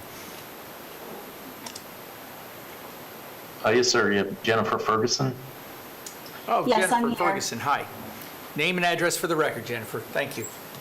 Jennifer Ferguson. I presently live at 6460 South Sylvan Lake Drive, Sanford. I did live at 4811 Canes Run Trail, which is part of Astor Farms and abuts the Black Bear Wilderness area. I'm calling in to urge for this not to be approved. I lived in Astor Farms for 10 years, and as the other gentleman attested to, it is a swamp. It is an absolute swamp back there. It was part of the reason why I left that neighborhood, and it would flood just with regular rains. When the hurricanes came in 2004, the streets were rivers. We had fish and crawdads swimming through, and we needed to have an army truck come in to be able to help people leave the area. That was in a period of intense rain, but still the water had no place to go. And during that time, all the flooding in the Black Bear Preserve flooded into the neighborhood, which caused problems with snakes and other animals. My greyhound was bit by a water moccasin that came into the yard. We had 10 different poisonous snakes in our yard during that time frame. So I'm calling in to just say that the density of where we're smashing houses in, and Astor Farms is a perfect example of that, where I've said since it's like glorified apartments. You can hear people through their walls because it's so close. Seminole County is the natural choice, which I moved here from Volusia County to Seminole because of all of the beautiful green space and because of the design, that it was a balance between green space and development. I'm not anti-development, but we need to be smart with regard to this development. I'm just looking at my notes here. I would just say, if it does get approved, I would strongly urge 1 house per acre. That would allow for the water to be able to go where it needs to, but this area is just swampland from the Bear Preserve all the way to the road. Someone else had said the north side is very different than the south side, and I would just strongly urge you to consider making changes that will make a difference for this area. Thank you. I'll yield back. Thank you, Ms. Ferguson. Any questions of Jen Ferguson? Seeing none, thank you. I also see Nancy Harmon is in the virtual world. So, Clint, can you bring her up?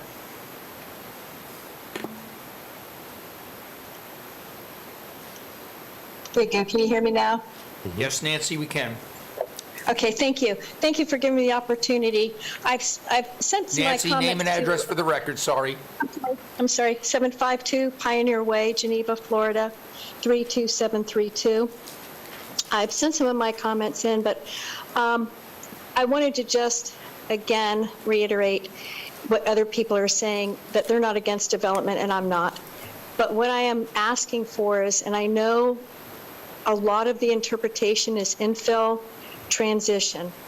And what I would like for the commissioners to consider, because you are the ones who can make the decision on the density, is that you look at the two projects to the east and the west and take the largest per acre, net per acre, I think one of them is like 3.75 homes per net buildable, and put that in half, which would, I believe, comes to like 1.7 or 1.8 homes per net buildable acre, and establish that or something close to that in the area of what density would be allowed, because I believe that would provide enough homes that it would make it feasible for the developer to build, but it would also leave enough land that would allow for water to have a place to go other than to Ohio.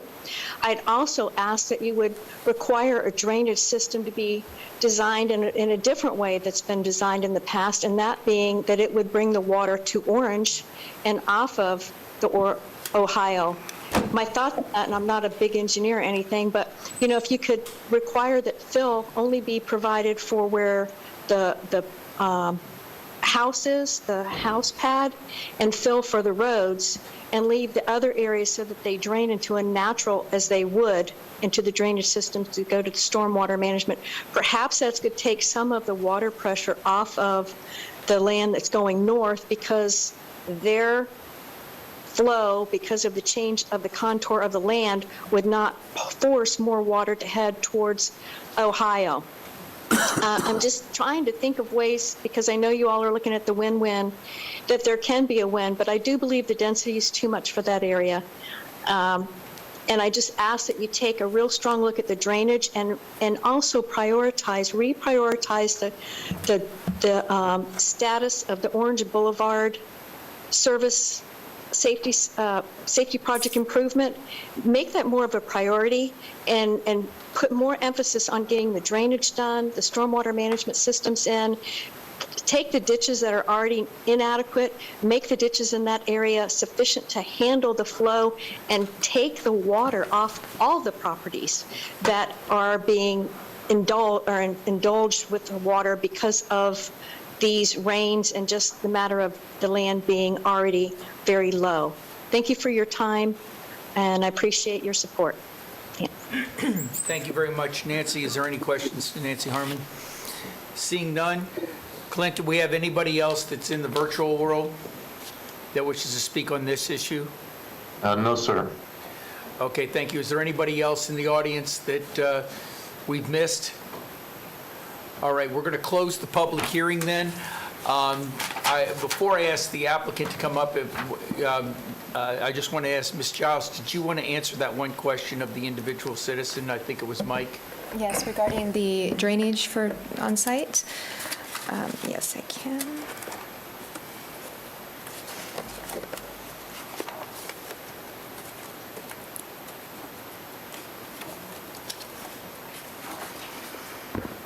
And so for the site, it will be required to, it would be required to be designed to not overload the downstream system for the 25-year, 24-hour storm event.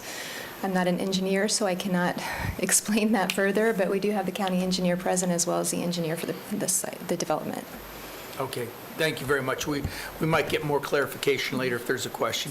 Mr. Miller, would you like to rebut anything or speak again, sir? Certainly.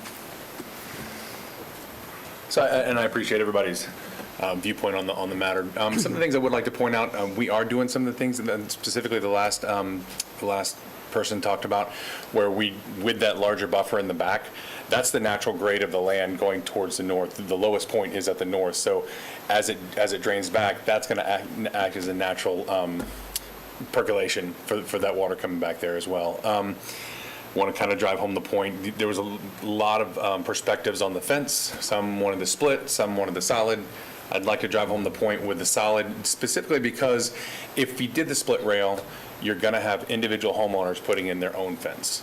and you're going to end up with a hodgepodge or a quilt of fencing back there. So I'd rather just do an HOA fence all the way around, similar to what we did at Somerset, or no, we didn't do that. I'm not Somerset. So what was done at Somerset, and do that. That way you have some consistency back there from the outside looking in. So those are the only 2 points I'd like to address. If you have any other questions for me, I'd be happy to answer anything. Commissioner Lockhart? I have a couple of things, but while you're up there, I do want to point out, in talking about the fence and in talking about the sidewalk, on page 3 of the development order, what we have discussed regarding not having to prep the land is not written there. It still says in the development order that you would be required to grade and prep the land. Right, So- and that's got to be, from what I understand, and Joy can probably speak to this as well, but I think you guys have to say, no, Zach does not have to do Okay. that. What I thought I heard someone say earlier is, yeah, staff took care of that. Oh. So I just want to make sure that that's still something, if we're going to address that, that's still in here. Yes. Commissioner, staff is in support of that. However, the board has to vote for approval of it. Got it. Thank you.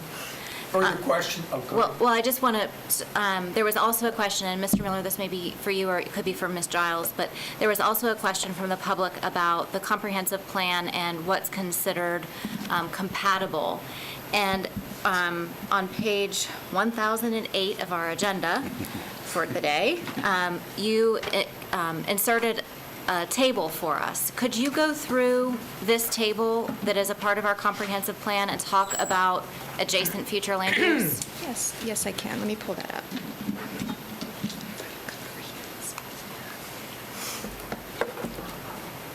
And I don't know if it would be helpful if we have someone that can throw that up on the screen. I'll pull it up and put it on the Okay. screen so everybody can see that. All right, thank you.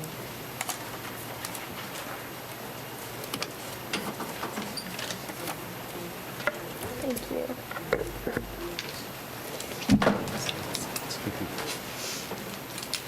Thank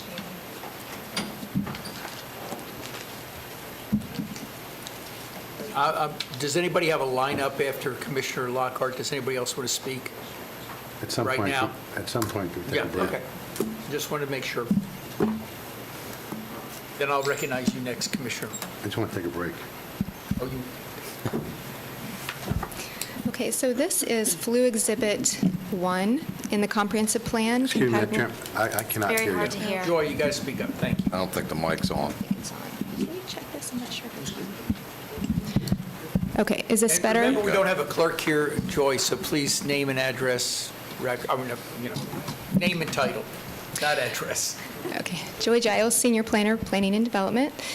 This is the Flu Exhibit 1, Compatible Transitional Land Uses. So it shows on the left-hand side the, Mr. Chairman, The- can we show that on, is that being broadcast? Because on our monitors, we have something different. is that being shown to everyone? From the way you're doing it. I see it at the bottom of it. I just want to make sure that Brandon, It's can being you put it at the broadcasted. top? There it is. Okay. I think you can get it, Commissioner. Okay, so the table shows existing land uses on the top, and then proposed land uses to the left of it, and it shows which land uses are compatible based on intensity or density of proposed development. So if you see here, it shows suburban estates right here, and it shows low-density residential. It shows these two as being compatible transitional land uses. You're going from 1 unit per acre to 4 units per acre. We have rural and we have suburban estates. Suburban estates is the 1 unit per acre. Rural is as well, but it's rural is for R3, R5, and R10, which means that you have to have a minimum of 3 acres to have a house on it. R5, you have to have a minimum of 5 acres to have a home on it. So we have low-density residential at 4 units per acre and suburban estates at 1 unit per acre. Those are compatible transitional land uses based on the table. The next step in land use from low-density residential is medium-density residential, and that allows 7 units per acre. So, and that really would not be suitable for suburban estates, to be adjacent to suburban estates. So the low-density residential at 4 units per acre is a compatible land use. Staff has determined that the requested plan development of 2.2 units is even more of a compatible transitional land use than 4. Anything else, Commissioner? No. Okay. Can I ask a follow-up question to that? Okay. This is and I heard that we need a break, Commissioner but Herr, this you're is recognized. the new person question. The objection I'm hearing is that once we do this, as we've done in other areas, that now you slide down the chart. So the next one that comes up is next to this, and we slide down the chart. Do I misunderstand that? Well, these are possible transitional land uses as you go down. It also just depends on the area in general. If the infrastructure is there, if we're seeing a trend of, yes. Thank you. I do have a request by Commissioner Delory right now, if we could just take a break. Is that okay with everybody? We'll take a 5 or 10-minute break. 3:15. Take 10. 3:15, how's that sound? We'll take a break to 3:15.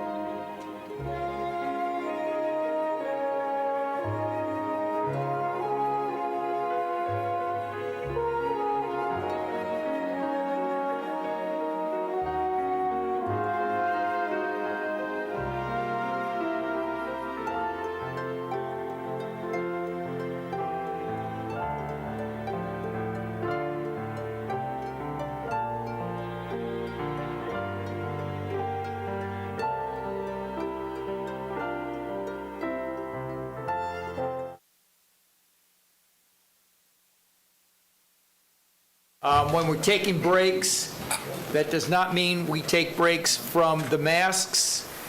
Everybody keeps their masks on. I know that, I know we don't have them on up here, but that's because we're blocked by plexiglass and 6 feet, so please keep your masks on in the audience and as we take breaks. Thank you very much. I appreciate it. Okay, we're back. The last was that we were having questions, and so the last person that asked the question was, I think Commissioner Zimbauer was next up, so Commissioner Zimbauer. I just want to remind everyone, I heard some comments about the drainage and so forth, that we need to make it clear that we are not at the transmittal stage for the building. We are at land use stage, so engineering will have to go in place. What that means is their proposed amount of homes may not be able to build that many homes based on once they go to their engineering process, et cetera, et cetera. So for the public, I think it's clear that we make sure everybody understands this is a proposed plan. This is land use. This does not in any way, shape, or form indicate 100% that's how many units can be built on that property. That's going to be dictated by the engineering, the studies, all the other folks from St. John's to us and everyone else that has a say in it. So just wanted to be clear on that. Thank you, Mr. Chairman. So point of clarification. Point of clarification. Commissioner Zimbauer, it doesn't mean that more can be built. It means that if the drainage is not adequate for the number requested, less would be built. I'm asking you. That would be correct. Thank you. All right. Further questions or discussion? Commissioner Herb. Chairman, if the applicant would probably make his way to the glass box, as we like to call it. The fish tank. The penalty box. Penalty box, I like it. Staff certainly knows it's the penalty box, right? Just a few questions for you. Clarification around the sidewalks. You don't intend to build them, but you do intend to pay in. Yeah, I don't mind paying in. I actually specifically, not that I don't intend to build them, I specifically don't want to disturb the area in the back. So that would have to be written into the development order, I believe. So. Understood. I'm just wanting, yes. Yeah. Okay. And then any objection to wildlife signs? Well, give me more clarity. So signs that would indicate that you're living in bear territory. No, I don't have a problem with that. Most likely it's the bear. I do, by way of information, I do live in bear territory. I do have run-ins with the bears. Yeah, I do not have bears in my garage because my garage door is never left open. Right. Any objections to notifying those that may move in at the point of sale, like to be determined, but the notion of educating people about the wildlife in their surroundings is highly appealing to me. I believe that that's already mandated to be in the HOA docs. Yeah, so that's already part of the HOA documentation. So that was another one of the request. And then there was one last one that I heard that didn't get addressed, and that was the idea of maintaining as many of the natural trees as you can maintain. Particularly, the request was large ones. Sure. So give us some thoughts on that. So my thoughts on that. Outside of the buffer. Oh. Outside of the buffer. Well, okay. So that is kind of the point of the buffer, is to give the as much natural buffer there as we can. Unfortunately, in order to get the property to drain the way we need it to drain, I've got to take down the trees down to be able to give the slopes and to direct the stormwater into the retention areas. So that's why we concentrate the buffer that's why I concentrated the buffer towards the back, to be able to give as much of that appeal from the outside looking in as we can. There are some beautiful trees back there. Mr. Latchall's property has some gorgeous trees, and I'm sure Ms. Claire Faircloth's property has some trees as well. They're just a little bit more overgrown around it. So we do have some gorgeous trees within that 40-foot buffer, but we're going to take down some trees.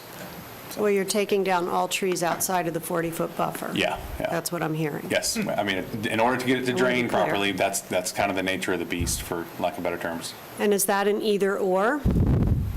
Meaning I either have the buffer and it drains back that way because I take down all the rest of the trees in the in the land, or I don't take down the trees and I do it some other way? No, there's really no other way to do it because I've got to grade it in order to direct the stormwater to the retention areas. Okay, and so that, getting it to drain to the north, as was the request by a couple of the folks that spoke, requires the grading. Right, right. Okay. I think I understand it. Thank you. No problem. Thank you. Commissioner Zimbauer. So we talked earlier, and I heard a comment from somebody in here about this natural buffer area. Is anybody maintaining that now? I mean, are they landscaping it? Well, so there's two I've been par- by there, and it doesn't seem to me that it's like trimmed and landscaped in this buffer area. Well, there's two parcels that front Ohio, and Mr. Latshaw's is actually pretty well manicured, but he's got gorgeous trees, and it's still very natural, but he still mows it and keeps up with it. Anything outside of Mr. Latshaw's, which is about 2/3 of the frontage, is not, that's completely, for lack of better terms, it's wild growth. So again, you're willing to put that area into a conservation tract? So, and here's my concern, two concerns. One, to give the neighborhood the guarantee that it will stay conservation, that somehow it will not come back at some later date for some other purpose, or we don't have an adjacent property owner, homeowner, within your subdivision that naturally people will go in and want to trim or build a tree fort for their children or whatever they want to do, to be held by the HOA. You're okay with that? Well, to clarify, the homes would come up to, actually, there's a right-of-way that separates the homes from the retention area, and then the buffer starts. So there are no homes that actually affront the 40-foot buffer that we're talking about. So it'd be very difficult for some, unless it was from the Ohio side, for somebody to come and put up a tree house or what have you. I'm sure there'll be kids playing in there. When I was a kid, I'd be playing in there. Right. But so it'd be very difficult to do that. The only caveat that I'd like to put in there is I was talking to my engineer earlier, she said that we're gonna have some outfall as far as from my retention pond into the stormwater system, so I'll have to bring a pipe through there. So to call it a conservation tract might be difficult, but it would be, ultimately, whatever the name of it is gonna be owned by the HOA. So it would be a tract, but to call it a conservation tract might be difficult, only because I've got to have that pipe that has the outfall. We are not going to clear it, but I've got to have a drainage easement to take the. So maybe this is a question for county attorney. Can we not put in a conservation tract with an easement for the piping? Mr. Chipak? For the record, Paul Chipak, Deputy County Attorney. With the nature of a conservation easement, it is a term of art, and it is governed by state statute, Section 704. So there are provisions in there on what you can and can't do. If that's the direction you're headed, it may put in restrictions that you are not intending to put in, especially since, as Mr. Miller said, there is going to be need for some type of drainage within that tract so it properly functions and doesn't flood out the existing vegetation in there. So there may be another way to approach it with some type of overlay or easement that is granted. If the ownership is in the homeowners association itself, there may be some type of easement granted to the county for development rights within that parcel, so that it could not be developed otherwise. Correct. That would probably be more efficient than going to a conservation easement, which may have unintended consequences. Okay. So you're okay with that? Some sort of restriction of development, sure.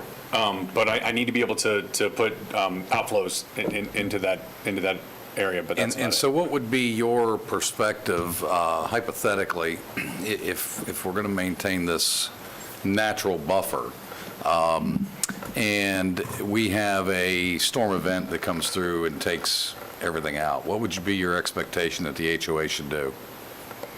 Like, whose responsibility is it to pick up the trees when they fall down? Well, no. I mean, you've got, if you're conveying to this neighborhood and this community that they're going to have X amount of buffer. Right. And that all of a sudden goes away because of some storm event. Okay. Would it be your intention to replant to a certain degree of reasonably? And I think the opacity Opaque. code would require that. Yes, we would have to, just like Somerset has their pine trees and their evergreens there, if those fall down, they've got to replant them. So it's very similar thing. We would have to still maintain that opacity. Okay. Letter L and M. Yeah. It's what you just said. Oh, okay. It's outlined in Oh, letter okay. L and M of the DO. I didn't know chapter and verse. Sorry about that. No, it's all right. Are you That's all I done? have. Okay, thank you. Anyone else? Commissioner Delory. Thank you. Zach, I appreciate what you're trying to do here, but I have a couple questions for you and for staff. Sure. So you're taking out a bunch of trees, you're putting a bunch of fill in, correct? Yes. To get everything to slope. That's what We've got to be able to degrade, yeah. That's what I'm translating, what you're telling us. Yep. How high are you raising the property? Honestly, be a minimum amount. My engineer's here, I can ask her what that might be, what that number might be. But it would be whatever the minimal amount is, because dirt's expensive, so. Oh, I'm well aware of that. Yeah. The reason why I'm asking is because I've ran into situations in other developments where we've had very narrow tracks, and the tracks have not been able to hold the water because it wasn't really a swale, and then we've flooded the surrounding properties, and I want to make sure that doesn't happen. Sure. And now, the next question I have is when you talk about some of the tracks you have on east, south, and to the north, it talks about opacity rating. So it's more for staff. So when you do 0.1 opacity, 0.2 opacity, can you translate that into normal language? So the opacity rating, based on our buffer code, is a rating of what you're going to be able to see. So, let's see, let me see what the opacity... And the reason I'm asking, Joy, is because if it's 0, that means you can't see 0.1. anything through it, correct? Well, if it's a 1, then you would not be able to see through it at all. If Or it's 1.0, you can't see anything. Correct. If it's a 0.1, then you're going to be able to see through it a little bit, but you're not going to be able to see every single, house or element behind it. So it's a rating based on different types of trees, canopy trees, sub-canopy trees.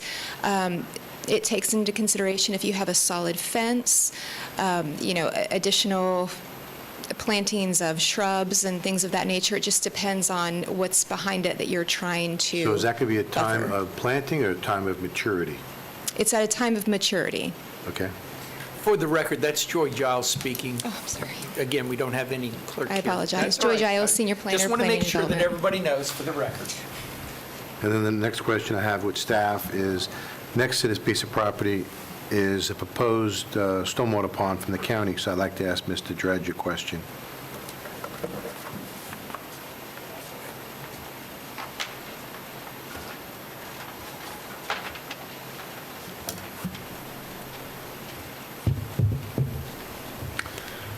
For Director John Schreis, Public Works Director. Thank you. Mr. Dredge, at the beginning of this presentation, staff was showing us a couple of pieces of property in shade of pink.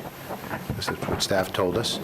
And one of them is right next to this. Is those ponds that the county is planning for the road, are they maxed out, or is there any additional capacity in those ponds? Those ponds for the design is a design for the entire Orange Boulevard, and they do have some type of freeboard, but normally the design, it is really with the capacity for the roadway.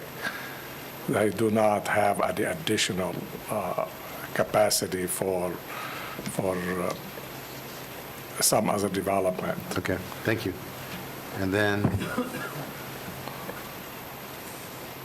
that was my questions. Thank you. So, Commissioner Hurd.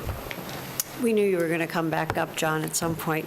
Can you talk to us about the Orange Avenue work and the timing as it relates to this development? The design for Orange Avenue currently about 95%, and we're doing the property acquisition. We're hoping that we finalize the property acquisition within a year or so, and then we start construction. And hopefully within the start construction with the next year and a half or so, unless we have issue with the property acquisition, right-of-way acquisition. And I believe about 2 years for construction. Thank you.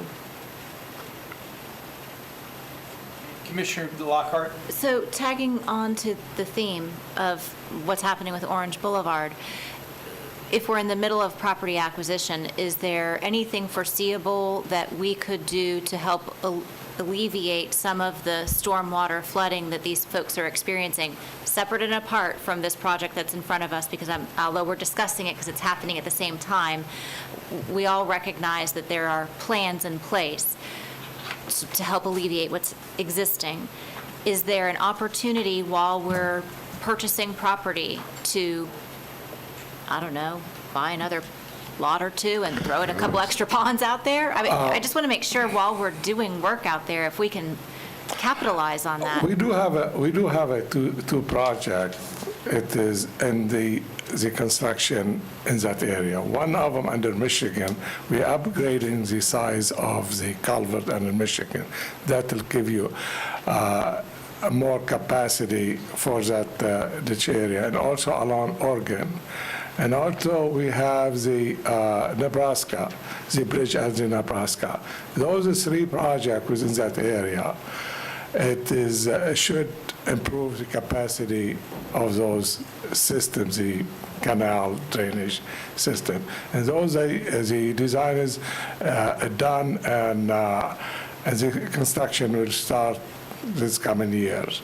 And I think it's two of them. They are FEMA grant, and one of them, FEMA grant is also a match with the county, and one of them, it is Foley County. May I ask a follow-up question? Commissioner? So Joy, got a question for you. So the county's putting a retention pond of significant size next to this subdivision. Okay, when you put a retention pond in, obviously the trees have to come down. Otherwise, you can't build a retention pond. But yet, looking at the minimum buffers, we're putting landscape buffers from this gentleman's project to the retention pond. Correct. It was proposed for, not only for the adjacent property, but for the development as well. Okay. Just curious if that makes sense, that's all. Walk me through that again. And I'm seeing similar perplexed looks on all of our faces, so I'm not the only one. So we're putting in a retention pond next to We, this... the county. The county, we. Right. We are the county. We're putting a retention pond next to this subdivision. Right, So we have to take out all the trees to dig a ditch, a hole. right. Okay, once we take all the trees and put a hole in the ground for the retention pond, he's putting in his subdivision, and he's putting in a buffer, a 10-foot buffer between his project and our hole in the ground, so that his people can't see that hole in the ground. Retention pond. And that's also what the applicant was offering as well. So I that can't is. hear you, Joy. That's also what the applicant was offering as I well, understand as that. far I'm as the just- buffering goes. Okay. The reason why I'm asking is, I mean, I'd rather see the landscaping saved and actually see some other benefit that the people and the surrounding neighborhoods can actually realize, instead of shielding the retention pond from the people that are moving there. Let me make sure I understand this buffer. Commissioner I'm sorry, Hurd. I didn't ask, thank you.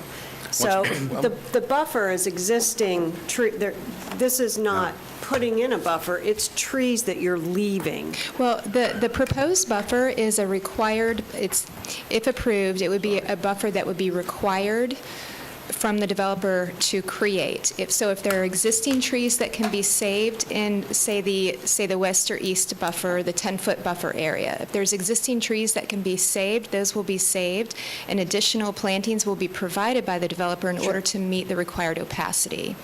If trees can't be saved on the east or west, then the developer will plant additional plantings to meet the required opacity. At any rate, the required opacity will be met by either new trees or existing trees. Mr. Miller, did you have something to say? No, I was just looking at, sorry, John. I was just looking at the schematic layout that we've got, and our entrance actually has a pretty, there's a tract on either side of the entrance road coming in, because we've got about 178 feet of frontage on Orange, and so we'll have a gated entrance there. And I've got tracks on either side, and there are mature trees that are on the ditch side. There's a ditch there. There are mature trees, and like Joy was saying, if I can leave those trees, I'm going to leave the trees because that gives me my opacity. It's cheaper to leave them than it is to replant them. And so that I would like to keep that, but that would still be within that buffer that Joy is talking about. So whether it ends up coming out and putting new trees in or leaving the trees there, I prefer to leave the trees there, but. I certainly would prefer you to leave the trees there. Right. Any new tree going in is not as big as a tree coming out. Absolutely. That's just the reality Yeah. of it. Okay. Any further questions? Thank you very much. It is the District 5. If I've been kind of quiet, I just wanted to say one thing, if I could, before I turn this over to Commissioner Herr. Mr. Miller, I want to compliment you on the fact that you have tried. I know that you've been in here before. I know you and I have had conversations in the past on previous requests, and I think each time you come in, you're giving a little bit more and trying a little bit harder, and I do appreciate that. The thing that I continue to struggle with this is the area itself. The area itself is, I mean, it's not Mr. Miller, it's one problem or one development after another development after another development, and you know, 2 mistakes don't, or 3 mistakes or 4 mistakes don't make it right. I think that there's an important certainty that's necessary for the citizens that live there, that we're not going to continue to make the same mistake. And whether it's 3.75, 2.65, 2.2, which, by the way, the 2.2, I think, allows 30 units. Under the previous definition, it would have allowed 25. So it's about 18% more on this one. You may have to explain for Commissioner Herr what that Sure. means. A number of years ago, before Commissioner Zimbauer, Commissioner Lockhart, and yourself, the commission voted 3-2 to change the definition of density to allow right-of-way as part of the density. And that has increased, and I have been on a mission ever since. It passed 3-2. But it was on a mission that, or it guaranteed an additional average of 15 to 18% each time, which I've always felt that it's better, especially with PDs, to negotiate than to actual give. So that's all I'm going to say about that right now. I just wanted to let you all know that it would have been about 25. But, you know, I would feel comfortable, as I said the last time we were here, if we would set some sort of Rubicon that can't be crossed. And you know, we set a line of demarcation that says, okay, we're going to stick to the 1-unit suburban estates. The transition keeps moving and keeps moving further and further towards the river. And, you know, the old Caesar crossing the Rubicon, I just think it's time that we set a standard and stop it. It's whether it be drainage and flooding. It's not caused by Mr. Miller's project, but it compounded. It's all going to be compounded by this. So I think that the people that live here have established residence, have put in their fortune and their lives into this community, need to have some sort of standard. We keep moving that standard. And if the staff, if we could do that, I would feel a whole lot more comfortable about, you know, where we are and how we're doing it. But we're doing it haphazard. We're doing it one project after another project after another project. And each time we do it, the line moves.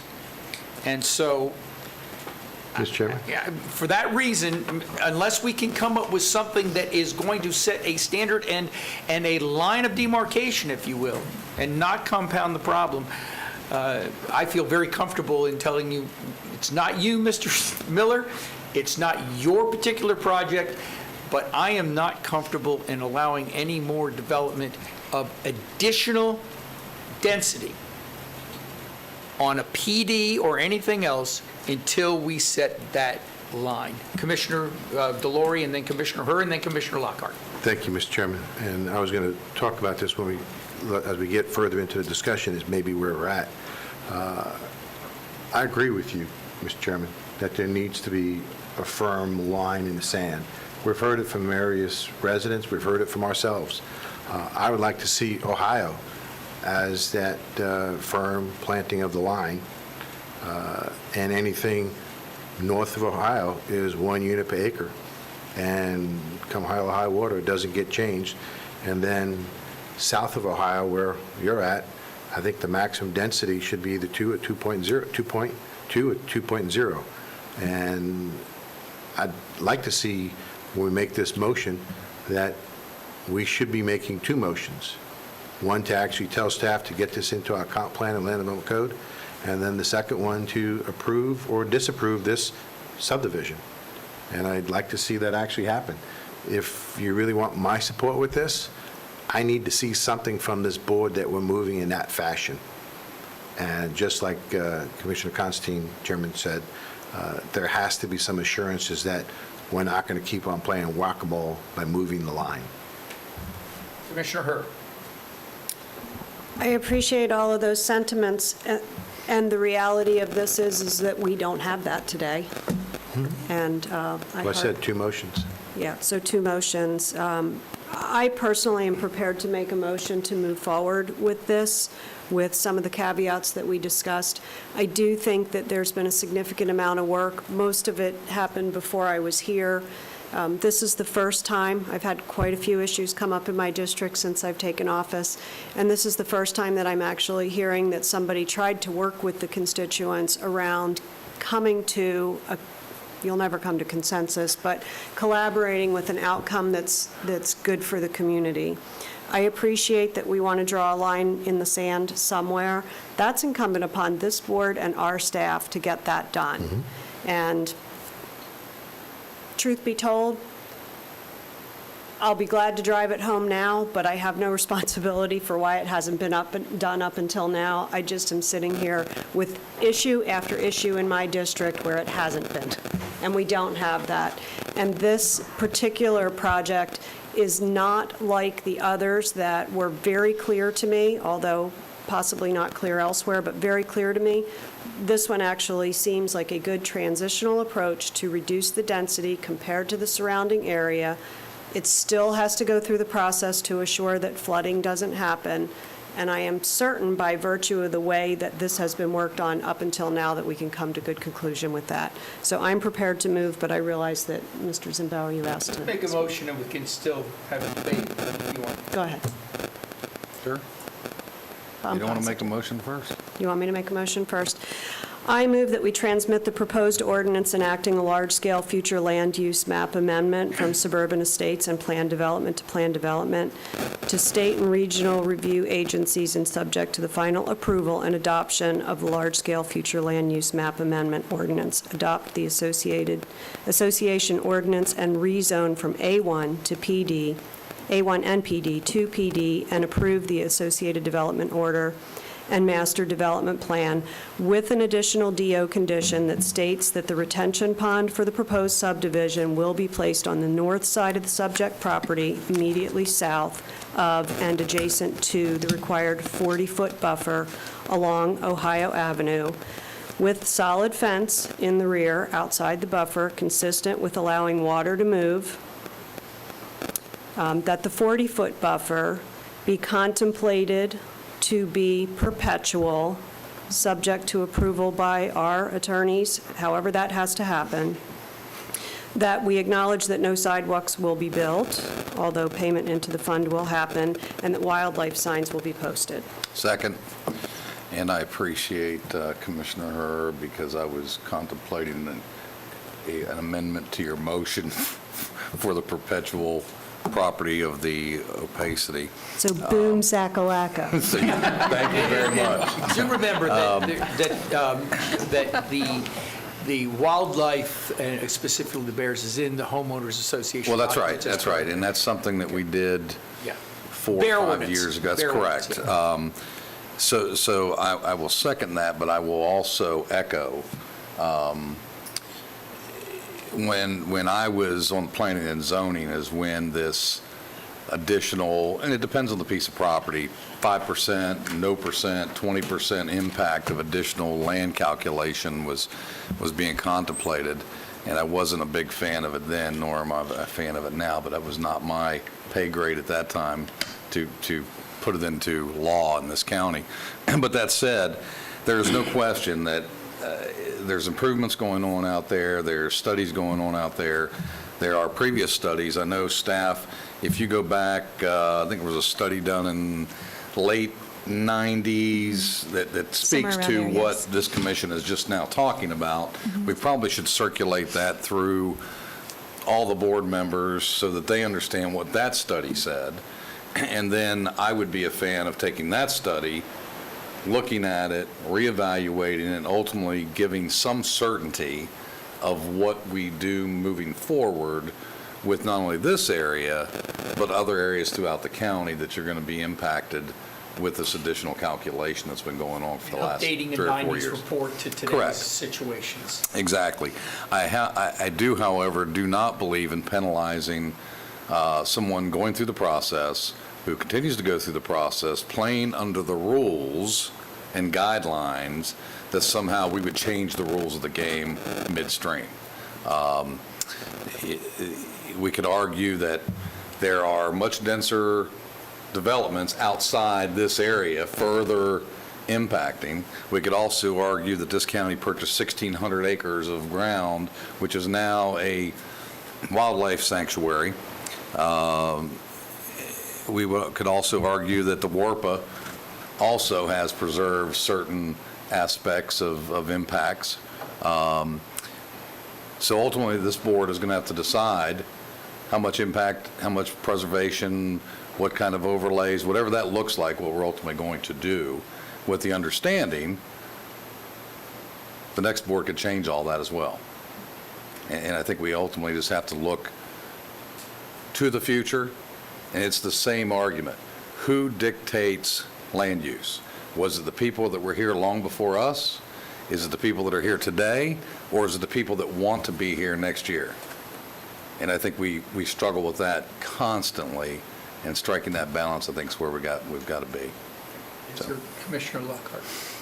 So I've said publicly before, sitting in that seat, I think, and maybe sitting in this seat again, that Ohio is my line in the sand. I've stated that very publicly. I've said it privately to folks in my office. I've stated it to staff. I think given what has occurred up to this point for me, that is my line. That line needs to, or whatever the line may wind up being, maybe it's, again, just one person, I've heard Ohio again, it needs to be in writing, and we owe it to the citizens who live here now and the people who are selling property to be developed in the future to have something in writing. And the idea of the rural enclave is something that Rebecca Hammock and I have tossed around in my office a few times. I would love us to take a stab at asking staff to come back with a plan. Now, maybe this area is a pilot for us, but I will tell you, this is Commissioner Herr's district, I will tell you, I have areas in my district that We all could, do. we all do, but I mean, it's not just, I don't want the folks who live in Sanford Farms or in the northwest quarter of the county to think that they're unique. I mean, I know you're special, but I mean, you're not. There are other areas like yours where development is encroaching, and if we're going to do this, and I think we should, whether we call it a rural enclave or whatever we want to call it, an overlay, something, we owe it to ourselves, to the citizens, and the folks who would like to develop this property to put in writing what our intentions are.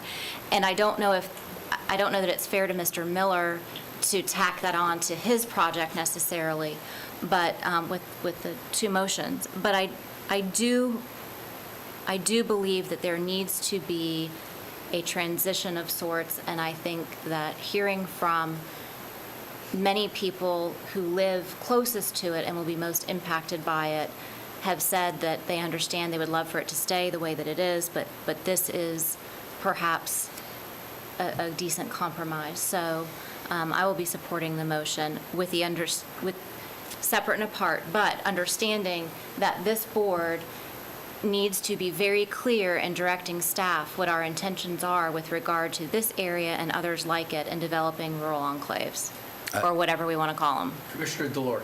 Thank you. I have a question for the county manager. How long would it take for staff to bring something back in relating to either a rural enclave or something regarding to Ohio, where on one side of Ohio is 1 unit per acre and the other side of Ohio is a different density? How long would it take to do that? I think that we could put something together fairly quickly. I know Rebecca and I have had conversations about it. I know she's talked with some of you about it as well. And I think the idea of a pilot program is great because there's been a lot of discussion about this specific area. And having some good definitive direction from the board out here is really helpful to staff. What I would suggest that we do, if that, and I think that's the direction we're getting from the board, is to take a look at this and a rural enclave type approach. This is a transmittal hearing for this That's what item. I was getting at. We can bring back Where I was going. at or before the adoption hearing a status report of what we're looking at out here, and maybe give you a plan. We've got a work session in 2 weeks. We can give you kind of a plan at the work session and the game plan, a schedule, and we could get something on the table for discussion at or prior to the adoption hearing for this item. And Chairman. And not that I want to make this, or Mr. Miller think that it's contingent upon that. I know that's not your It just- intention, that was but not. it would give the neighborhood and the folks that live out there an idea of the direction that we're heading. When I first said two motions, I meant two motions not to hold this gentleman up. Yeah, I understand. I said two motions to make sure that we're giving staff the right direction. Yeah, I don't necessarily know that we need a motion. I think we've Well, given staff. and that's I think- fine. Exactly. I think staff has direction now. But if you want my commitment to getting this approved at final adoption, I need some assurances, either at that meeting or prior to that meeting, that we're moving forward with So, the delineation of that line that can never be moved. So let me reiterate what I think is going on here. We have a motion for this specific project, but I think that, separately from this, and after we vote on this, I think that we might want to send a message, or not message, we might want to get a consensus that we would like to see a line, as Commissioner Herr said, in the sand concerning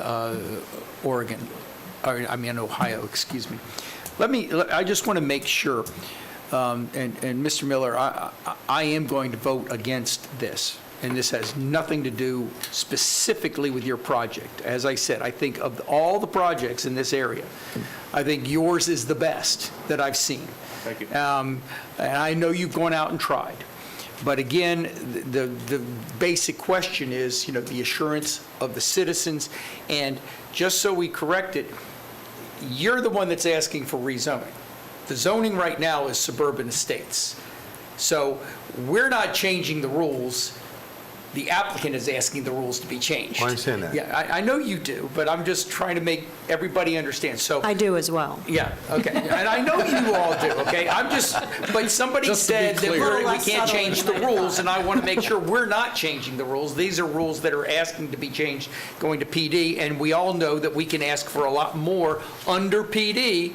We have a lot more flexibility. But that doesn't mean that, that I think that we're moving to something that I think we can all agree with on consensus, and that is, this is it. This is where we're going to find a line in the sand, if you will. So, just saying that, I'm not going to go any further debate. I think we've all, Mr. Chairman, may I just say one more thing, that, I'll vote for this transmittal. It's a transmittal. Yes, I understand that. This is not an approval. But at the time of the approval, if I don't see us moving in the right direction, it will clearly change to denial.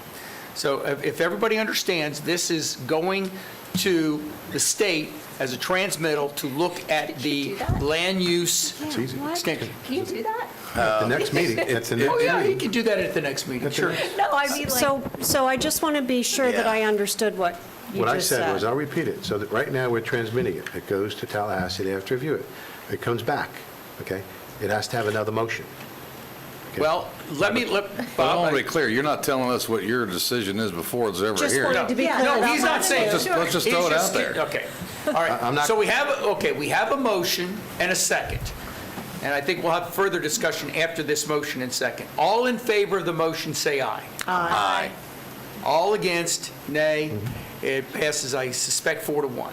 Now, what I'm asking the commission to do, and I think we have a consensus here, is to let's give direction to the staff to draw up a new line of demarcation, if you will, at Ohio, and nothing beyond that gets zoning changed from the suburban estates. Is that the consensus that I'm hearing from everybody? That is correct. Okay. Anybody have a concern about that? I have a question. I want to look Okay, at it question. more Sure. globally. I think we For the need whole to. area. Well, we're asking them to come back with the recommendation. So go ahead, Commissioner Hurd. So if we're asking staff to come back with a recommendation, then I don't think we can choose where the line in the sand is. Thank you. I think we've Okay. given you direction as to what we would consider possibly a line in the sand, but if we're asking for I you think we're all guys, the guessing that it experts, might to be do the Ohio. research. Correct. No, And I would agree with Commissioner Herr. Ohio may be that line. It may not be that line, but there is a study that was done by previous staff and Board of Commission that's been discussed numerous times for this area. And I think that needs to be brought up and looked at by staff. Make sure we all receive it, make sure what the intent was back in the late 80s, early 90s, and moving forward, what that line of demarcation looks like, what we ultimately look at for this. And I would want staff to give us several options. Is it a rural settlement? Is it, an overlay? Is it this, that, whatever it Commissioner, might through be? 3 plexiglasses, I see Rebecca trying to get my attention. So I'll let her, Ms. Hammack. Sure. For the record, Rebecca Hammack, Development Services Director. I just wanted to add, I believe the study that you're referring to, we did distribute that as part of the application for Bartram's Landing that came through. Okay. And that study actually contemplated 4 dwelling units per acre for this area, and they were saying what infrastructure improvements would be needed for the area if the board wanted to approve 4 dwelling units per acre.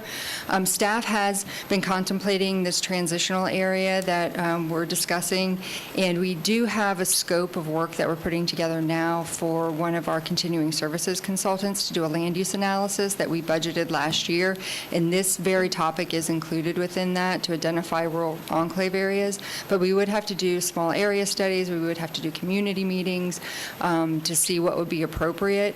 And this was just something we did internally, just as a jumping off point, and we haven't discussed this with the county manager or with BCC, but this shows the area here, which includes Mr. Miller's property as a transitional area, perhaps, 2.5 dwelling units per acre, similar to the Wekiva River Protection Area. This over here, possibly 4 dwelling units per acre, similar to what's existing, and then north of Ohio would all be 1 dwelling unit per acre. So it is something we are looking at, but of course, we haven't had any community meetings on this, and we haven't discussed it with the board, but I just wanted to let you know that we are looking at that. So my sense would be staff has been anticipating We have been hoping that this would be the That direction. direction that the would board- come. We do struggle with this area. Oh, every sure. time a development proposal comes through. Absolutely. Because there's been some inconsistencies in approvals from various boards over the years. So we embrace the opportunity to have some clarity on policy there. Well, the consensus then is we were asking you to bring back clarity, bring back something. And the one thing that concerns me, these are 1990 studies. The circumstances have changed dramatically since then. And so we don't want to take them as gospel. We want to No. truly, yeah. No, but we need to at least give them their due of Yeah, what of the course. anticipation was and the thought process then, sort of like how shall we grow versus how did we grow? And what that study shows and was anticipated, did that all ever happen? We're working on that.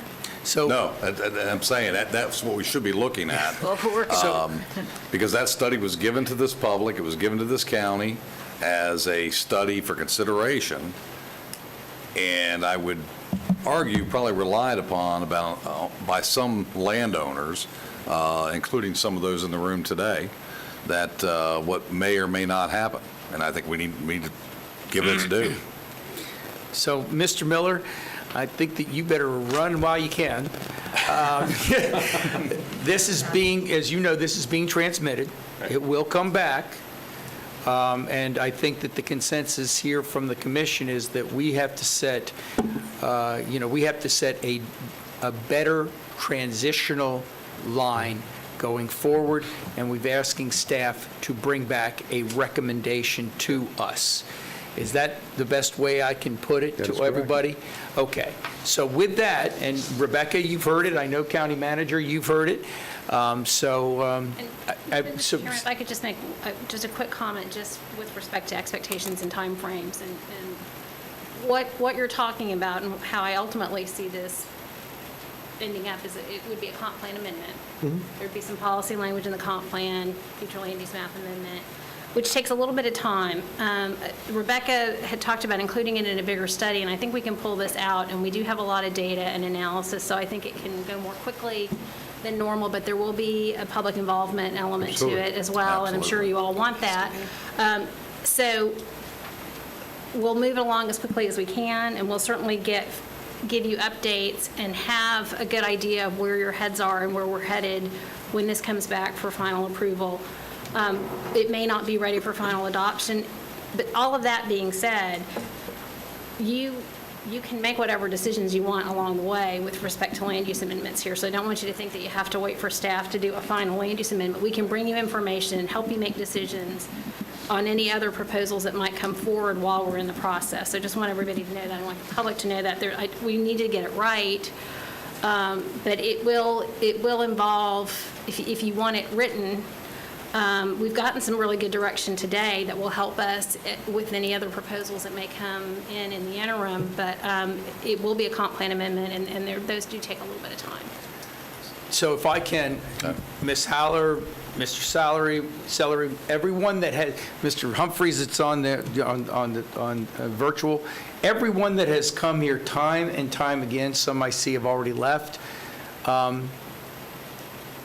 you've heard what we're talking about now. We want you to get involved. We want you to get part of this because we want to make something that's going to stand, not something that's going to be changed in next year when the next person comes in. So please get involved as a community. Let's see if we can come up with something that you, the people that have invested your lives in that area, can be comfortable with moving forward.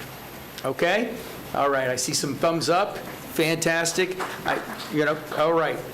Is there Chairman? anybody else? Commissioner Hurt.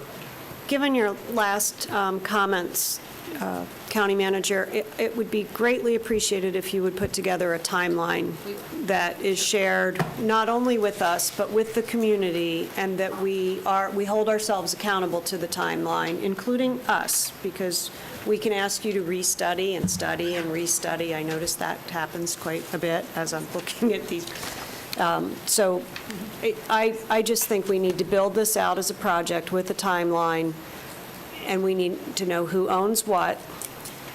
I think Steve Fussell back there is going to be excited about this proposal. And we need to hold ourselves accountable to the timeline. And Commissioner, everything you said is true, except remember what, and I think you do know this, but what our county manager said, we control it. So we know we want this to come back. So I hope we're sending the message to everybody out there that may want to come in for a rezoning that, we're looking at this and we want to maintain some sort of new planning structure that's going to make everybody comfortable. Mr. Miller, like I said, I'd leave right now. So to be clear, we're passed, we're good. You're good. You are being transmitted, you are not You're not passed. good. You are being transmitted to the state. I'm going to Tallahassee. In the interim, you might want to think about what you may be facing when you come back, I'll be talking to staff. and see if you can maybe adjust your Fix it density. even more. If need be. Okay, thank you very much, everybody. We have finished with 43.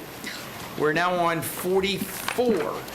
And Boat 40 dock. 44, if we can go, is consideration of approval of a boat dock on the property located at 6999 Sylvanwood Drive. Ms. Robinson? Yes, thank you. You've been Good in the audience for afternoon. a long time. Good to see you. This is Mary Robinson with Planning and Development Division. Item 44 on your agenda. Can you hear me? Yes, we can. Is a request for an approval of a 1,994 square foot boat dock on property located on the south side of Sylvan Woods Drive, approximately 900 feet west of State Road 46, more particularly known as 6999 Sylvan Woods Drive.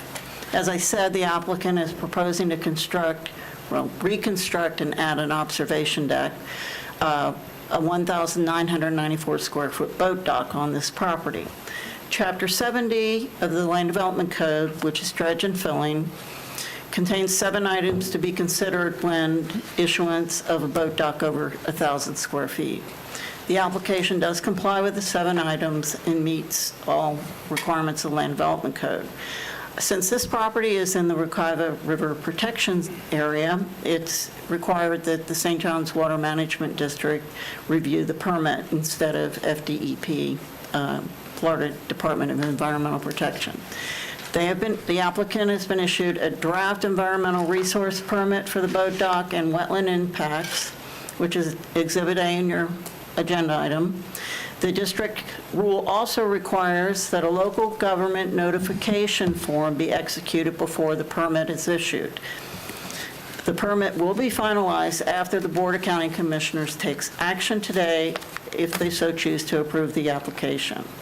Additionally, the state has also required the property owner to enter into a submerged land lease, and this is due to the size of the dock, as it is not compatible with other docks in the area. Staff is recommending that the Board of County Commissioners approve the request for a 1,994 square foot boat dock on Sylvan Lake on property located on the south side of Sylvan Woods Drive, more particularly known as 6999 Sylvan Woods Drive. And if you have any questions, I'm available to answer them, as the applicant is also here to answer any questions. How many questions of staff? I have just 2 questions, just to be clear, because I didn't hear them. Number 1, there is a current dock there. Yes, sir. That dock is approximately 800 a little bit less than 800 square feet, That is what the 04 permit has shown, yes. and it is, by our own code, anything above 1,000 feet needs to be approved by this commission, correct? That's what is stated in Chapter 70 of the Land Development Code. This is for nearly a 2,000 square foot. Okay, I just wanted everybody to understand, we put all the facts on the table. Is the applicant here? Or is there any other questions of Mary? Okay, is the applicant here? Come on up, sir.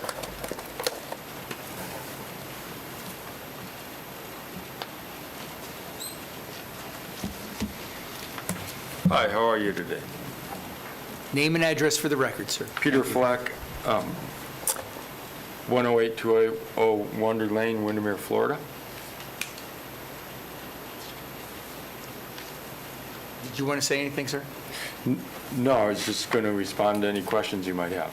Does anybody have any questions of the applicant? Nope. What makes it different from the other docks in the area? Well, this particular dock is in an environmentally kind of challenged area. It's in kind of a cove. There's a lot of organic material in there, and my understanding is that the water fluctuates considerably on this lake, and I've got pictures of environmental studies that we've done in the past where the walkway is almost completely dry, and so it needs to go out a little bit into the water. I don't think the dock extends much more than the other docks on the shoreline. Thank you. Any other questions of the applicant? I have no request forms to speak. Is anybody here to speak on this particular project? Okay. Commissioner Hurd, that's your district? Yes, I move that we approve the request for a 1,994-square-foot boat dock on property located on the south side of South Sylvan Woods Drive, approximately 987 feet south of West State Road 46, more particularly known as 6999 Sylvan Woods Drive. Second. There's a motion second. Before I do that, I just want to make sure, because it doesn't look like there is anybody, but just for, make it clear, Clint, is there anybody in the virtual world that wishes to speak on this? No, sir. Thank you very much. Okay. Then formally and officially, the public record is closed. All right, we had a motion and a second. Is there any discussion? Seeing none, all in favor say aye. Aye. Opposed? Passes unanimously. Thank you very much.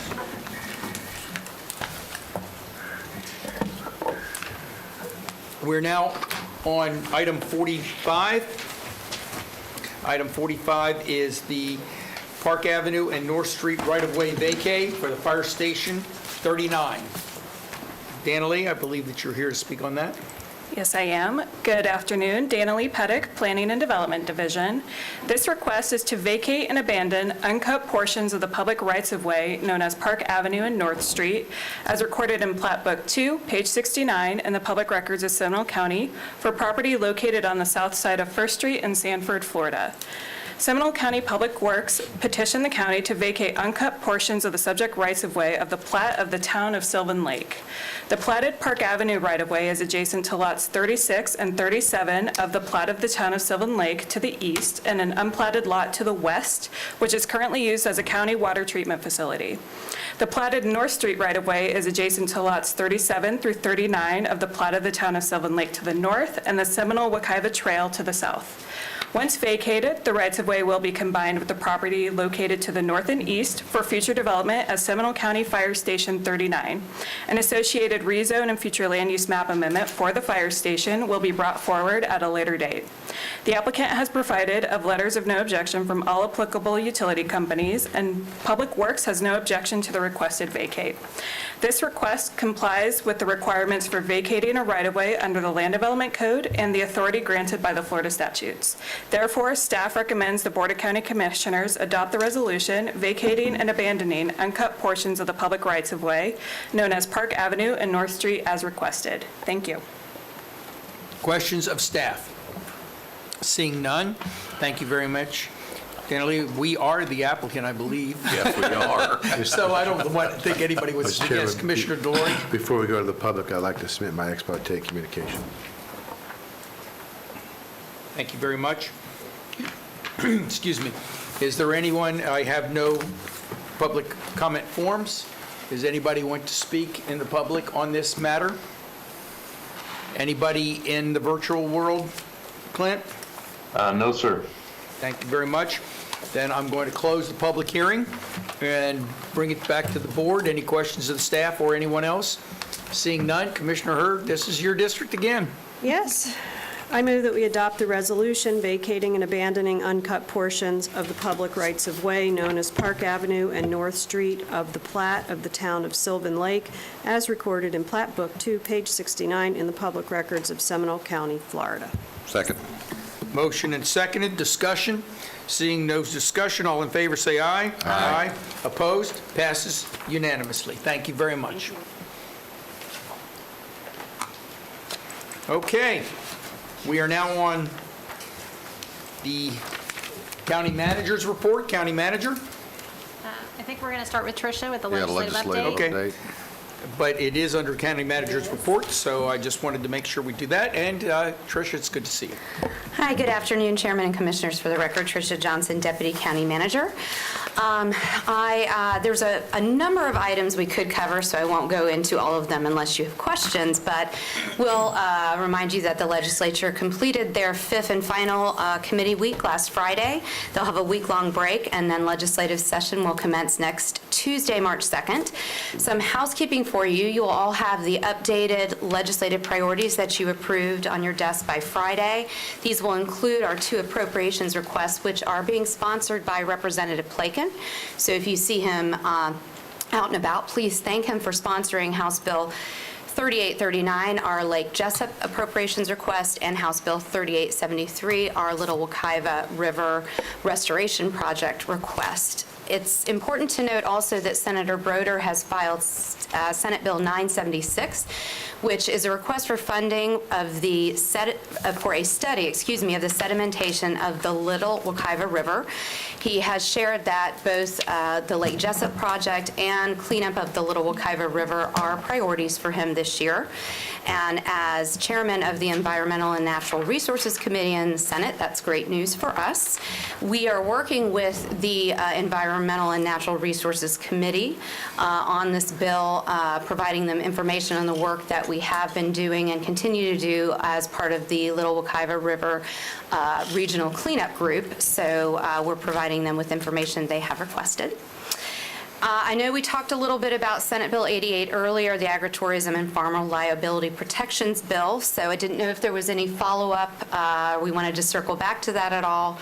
I know that the bill has been heard in 2 Senate committees, passed favorably in both, and we'll move on to the Rules Committee next, and then on to the Senate floor. Currently, it does not have a companion bill in the House. However, this is a very important priority to the Senate President. He has 3 priority bills this year, this being one of them, and so there's a very good chance that it will be tagged onto a House bill as an amendment in the next few weeks.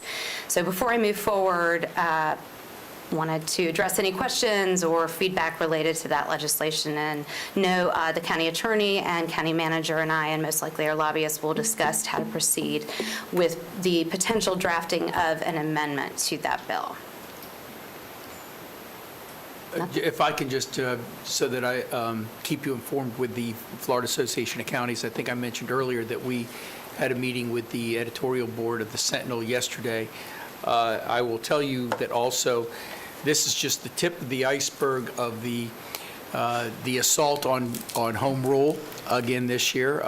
They're once again making an assault on Airbnbs or that platform, and taking away any control at all from local government.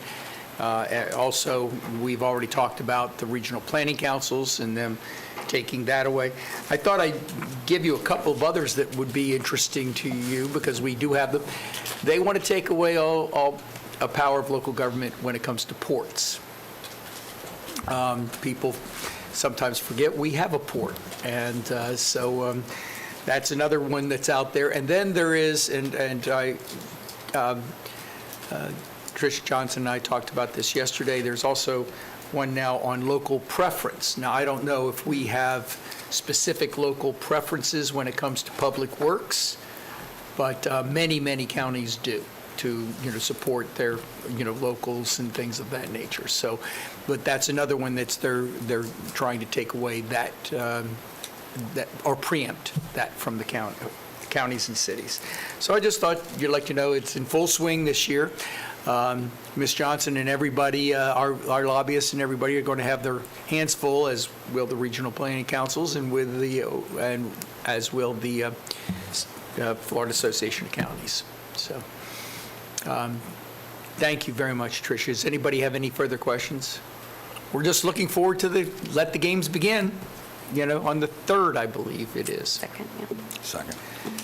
Thank you, Tricia. Okay. County Manager, do you have anything else for us? I have 2 quick items for you. First, on the BCC retreat, we intend to engage the facilitator. We've been having discussions with Mr. Hardy Smith, who I understand facilitated the Regional Planning Council's recent retreat. we intend to move forward on March 12th. The location is still yet to be determined, but we did get that date on all of your calendars. We have a meeting with Mr. Smith tomorrow to sort of talk about how everything will work. I appreciate all of the feedback and input that we received from you as we were trying to sort of put together a plan of attack for the retreat. So we will, after we meet with Mr. Smith tomorrow, we'll circle back with you and talk about agenda. And you've all given us some good feedback and all pretty consistent feedback, which is great, about scheduling an agenda. The engagement with Mr. Smith will be for 2 days. We'll schedule the second day after the first retreat, kind of to see where you want to go with that. But as I said, we do have it on your calendars, and we'll let you know as soon as we decide on a location. Any questions or comments? Or Any questions? Okay. And then the We'll only be other- getting more information about that in the very near future. So thank you very much, Madam Manager, for putting that together. And anything else? Yeah, one other item I just wanted to point out, we distributed the county manager's annual report to all of your offices. We like to try to do this to coincide with the State of the County, which is this Thursday, and I'm sure the chairman will talk about that, but I just wanted you to know we have plenty of copies of these. If you need more, let us know, and we'll make sure you get them. You need some? We'll get them. Commissioner Zimbauer, You're raising your did you? I did request more and was told it was not in the budget to get more. We can- Serious, before lunch. I'm dead serious. We can make that happen. Okay. Just didn't And I understand believe why, that, but and I believe that all of you know that we'll have the State of the County with all of your TV shows on there, and they will be distributed at that meeting to everyone that's there. So maybe you can pick up some extra copies that were left. I didn't realize how valuable it was. please, at the State of the Union, everybody go around and pick all the spares. Really, if they've left them, we should. That's true. Okay, does the county manager have anything else? No, sir. Thank you very much. County attorney? No report at this time. Great. Okay, we're now going into the public, and I do have some public requests. You got future agenda items first, don't you? Okay, future agenda items. Just, I was going to get to it, but I was going to listen to the public and then see if there was something we wanted to add to it. But go ahead, if you want to do that first. Anybody have any future agenda items? I do. Please. I would like support for asking the county attorney's office to bring the towing ordinance back before us to get it in more perspective with the recently passed state ordinance. So we look at that and update. They have not been updated now for, I think, 10 years? 9 or 11 10 years years. since the ordinance was revisited, and they have not had a increase in their ability to offset their costs, which the state did last year. Without objection, does everybody have as far as an item that we ask this county attorney to look into that Bring it back. updating of the ordinance? Especially Okay. if it's to make it into alignment with state law. Yeah, Right. absolutely. Anything else, Commissioner Zimbauer? That's all I had for future agenda. Anyone else have anything for future agenda at this moment? Okay. All right, let's move on to public comment.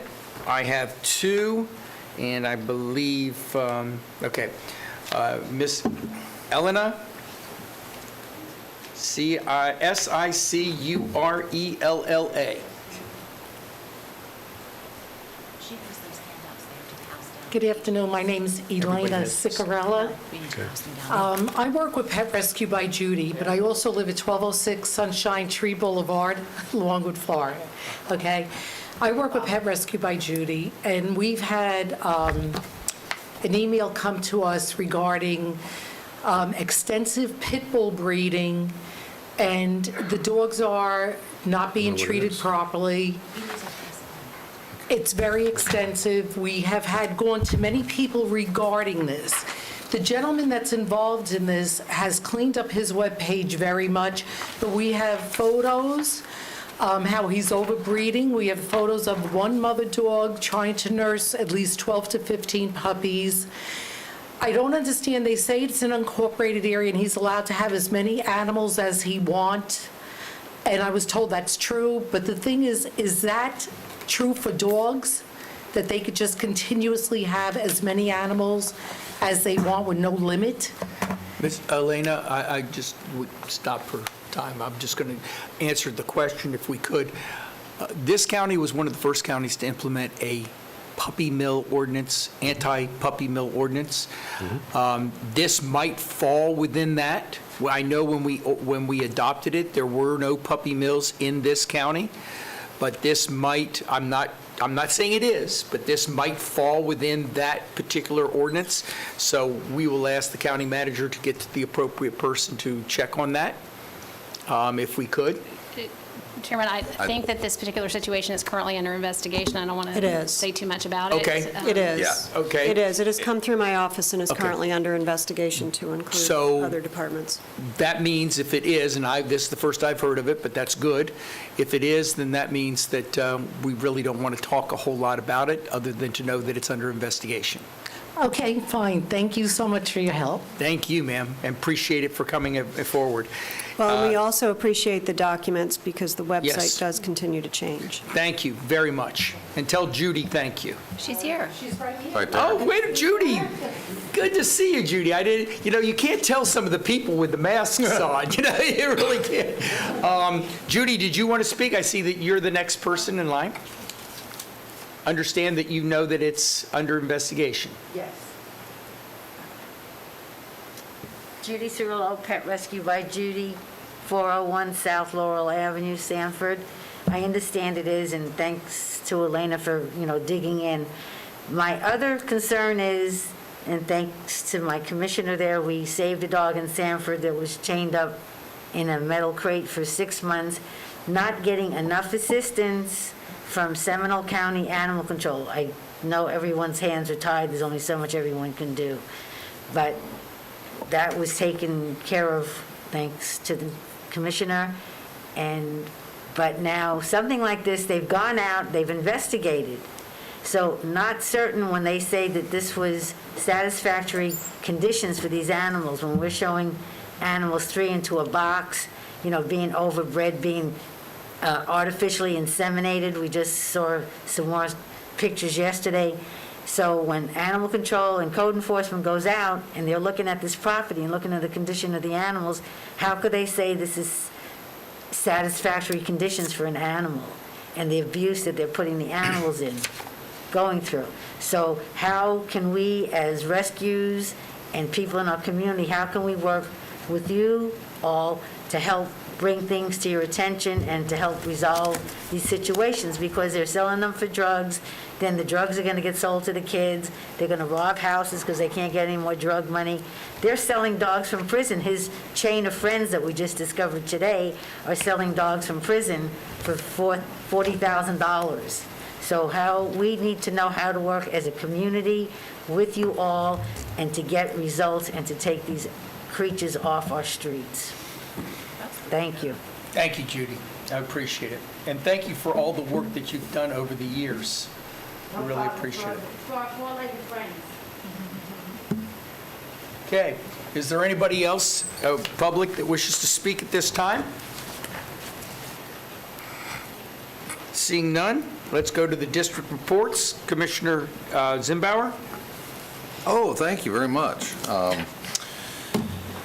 So since we were here last, I attended the Affordable Housing Zoom meeting, and I would like to find support from my fellow commissioners. I know we've had this discussion in work sessions, but I would like to find support that we consider directing our staff to bring to us a ordinance related to a community land trust or inclusionary zoning or something thereabouts sooner rather than later, so we can move on with this topic that we've been discussing, I think, since Commissioner Lockhart and I arrived here shortly thereafter. I know that we looked at a project and took some ideas and some bids and what that might look like, and I think we need to ultimately decide what we want to do. So I would ask my fellow commissioners to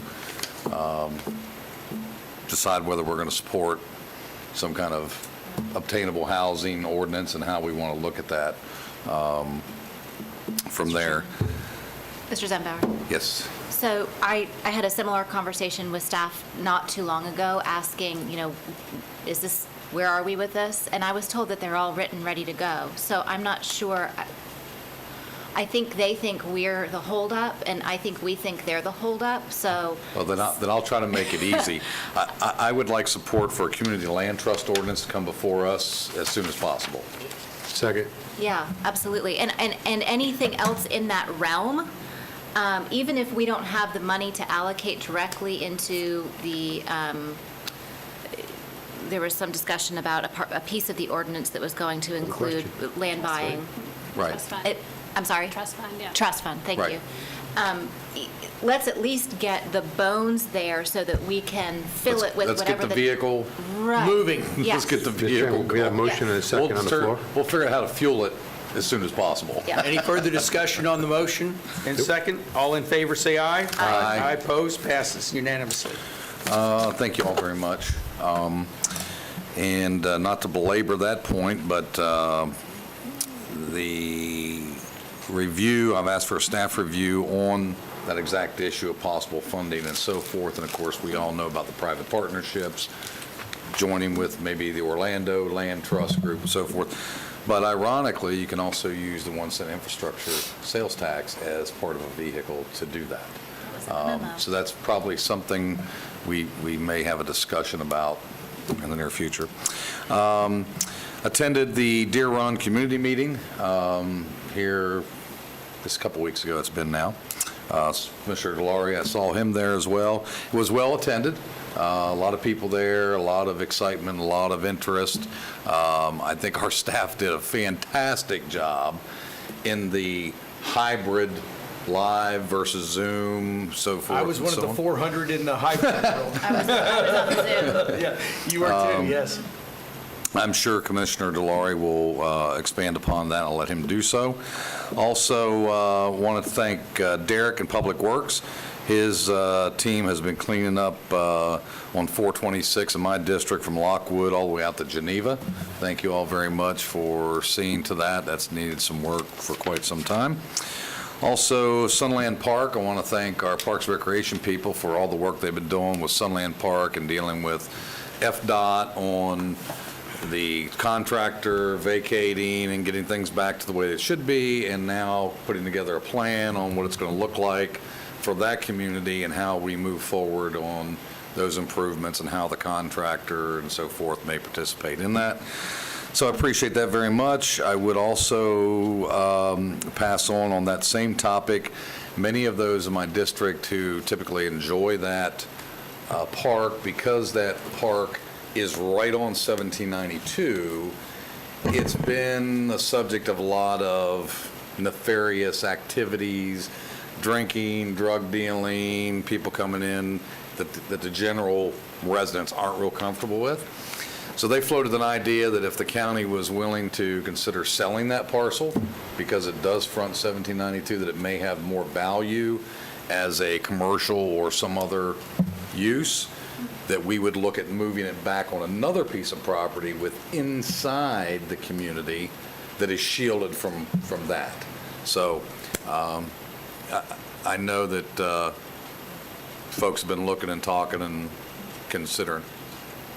Joe, Mr. Abel, do you need to, I can't hear those whispers. Mr. Abel, did you want to comment? Obviously you do, it's coming up.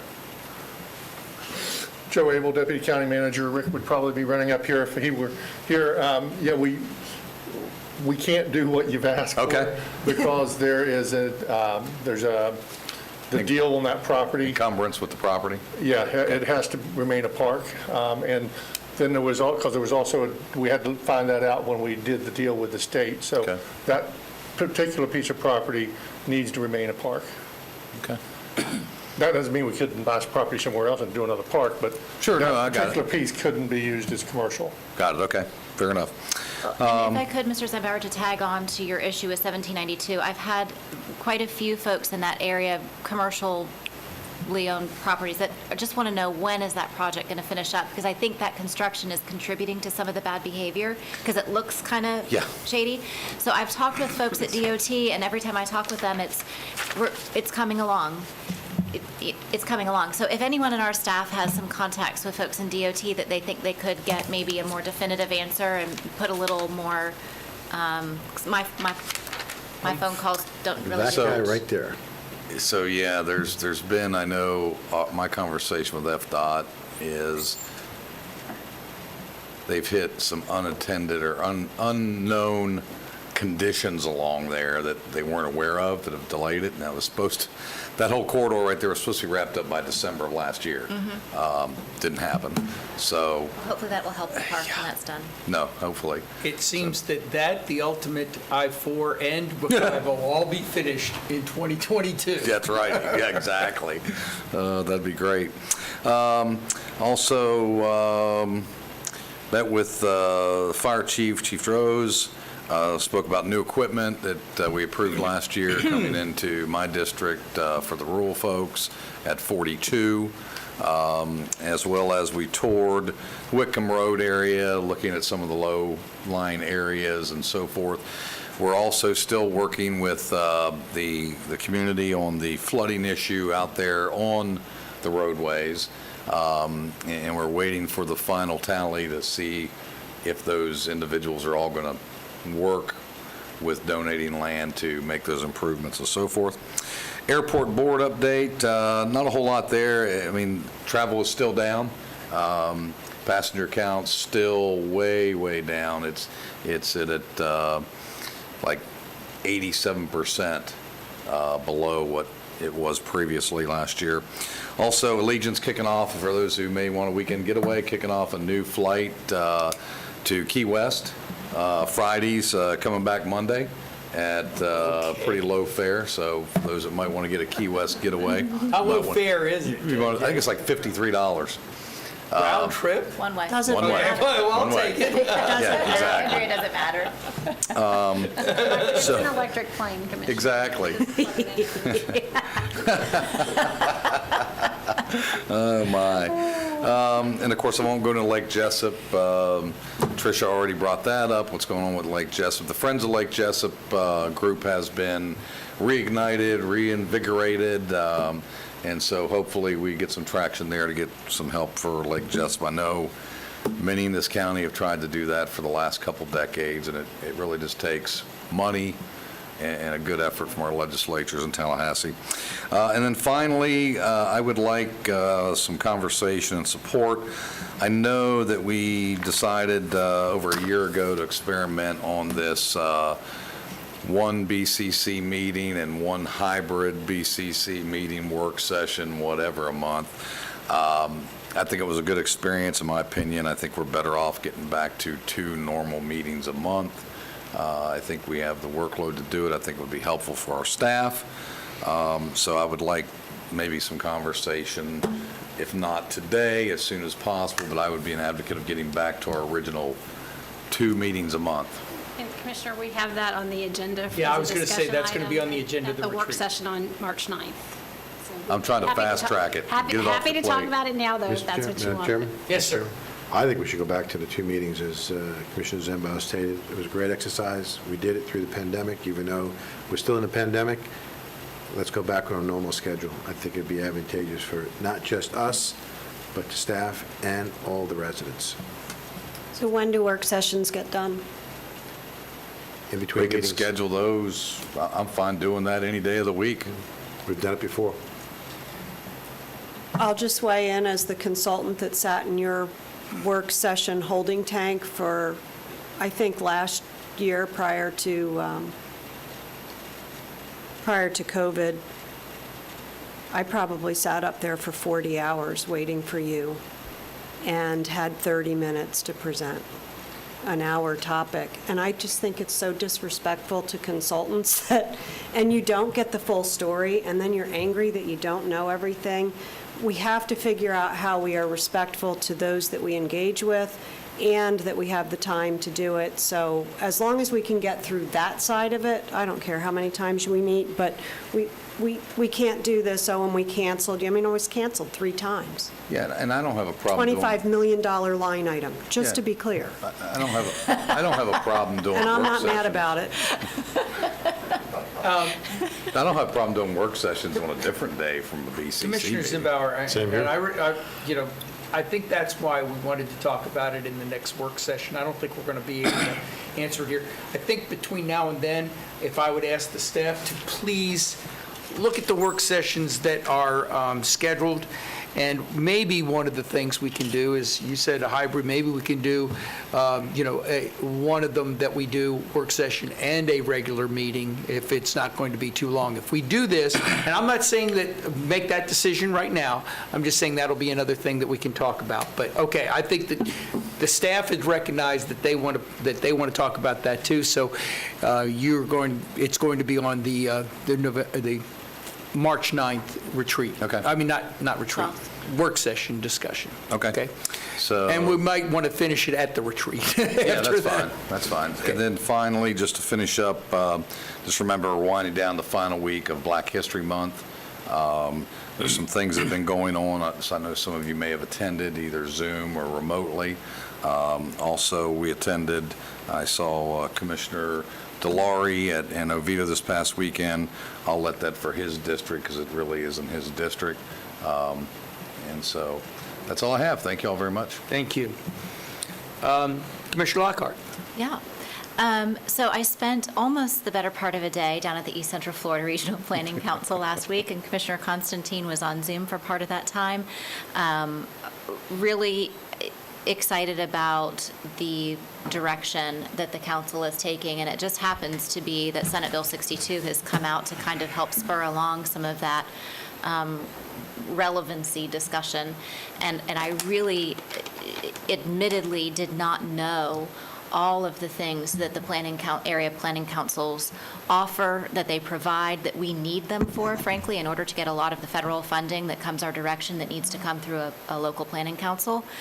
Frankly, if planning councils disappear, we'll have to come up with some other type of interlocal agreement in order to establish something like a planning council in order to continue to be eligible for those federal funds. So, I really didn't know what the planning council did until someone, and I've said this before, they appointed me to just go there and keep an eye on Lee and go see what he's doing. How's that down working there. out? It's horrible. It's terrible. She's now on the board of directors. Do you need a trip to Key West? Can I make a suggestion? Yes. So one of the main reasons why they haven't touched the MPO, Metro Plan Orlando, is because we get our authority through Congress.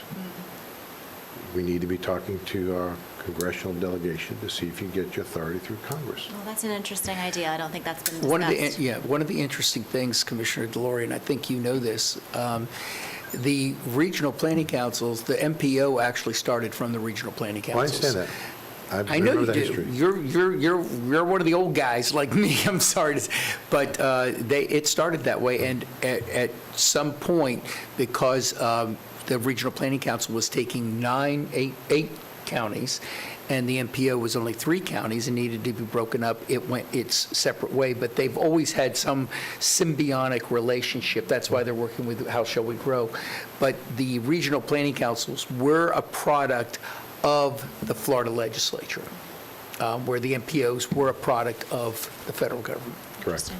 So one of the things that we've kind of alluded to and talked about is the How Shall We Grow, How Did We Grow project. And in talking with our executive team over the course of the last couple of weeks, I really would like to see if we could make a conscious effort to partner with the How Did We Grow rollout. There's going to be a survey, a lot of community input, opportunity for some really great dialogue, and it could help us as a staff and as a board be a catalyst for this conversation that we're having here with our citizens now. It's all kind of wrapped up into, this is what you envisioned, this is what we've done, now what do you want to do? And it's just interesting to me that it's so paralleling what we're doing here and the conversations we're having in our own organization. So any way that we can tag on, partner, coordinate with the Planning Council I would love to. I mean, considering we're, I think, the only county that adopted How Shall We Grow.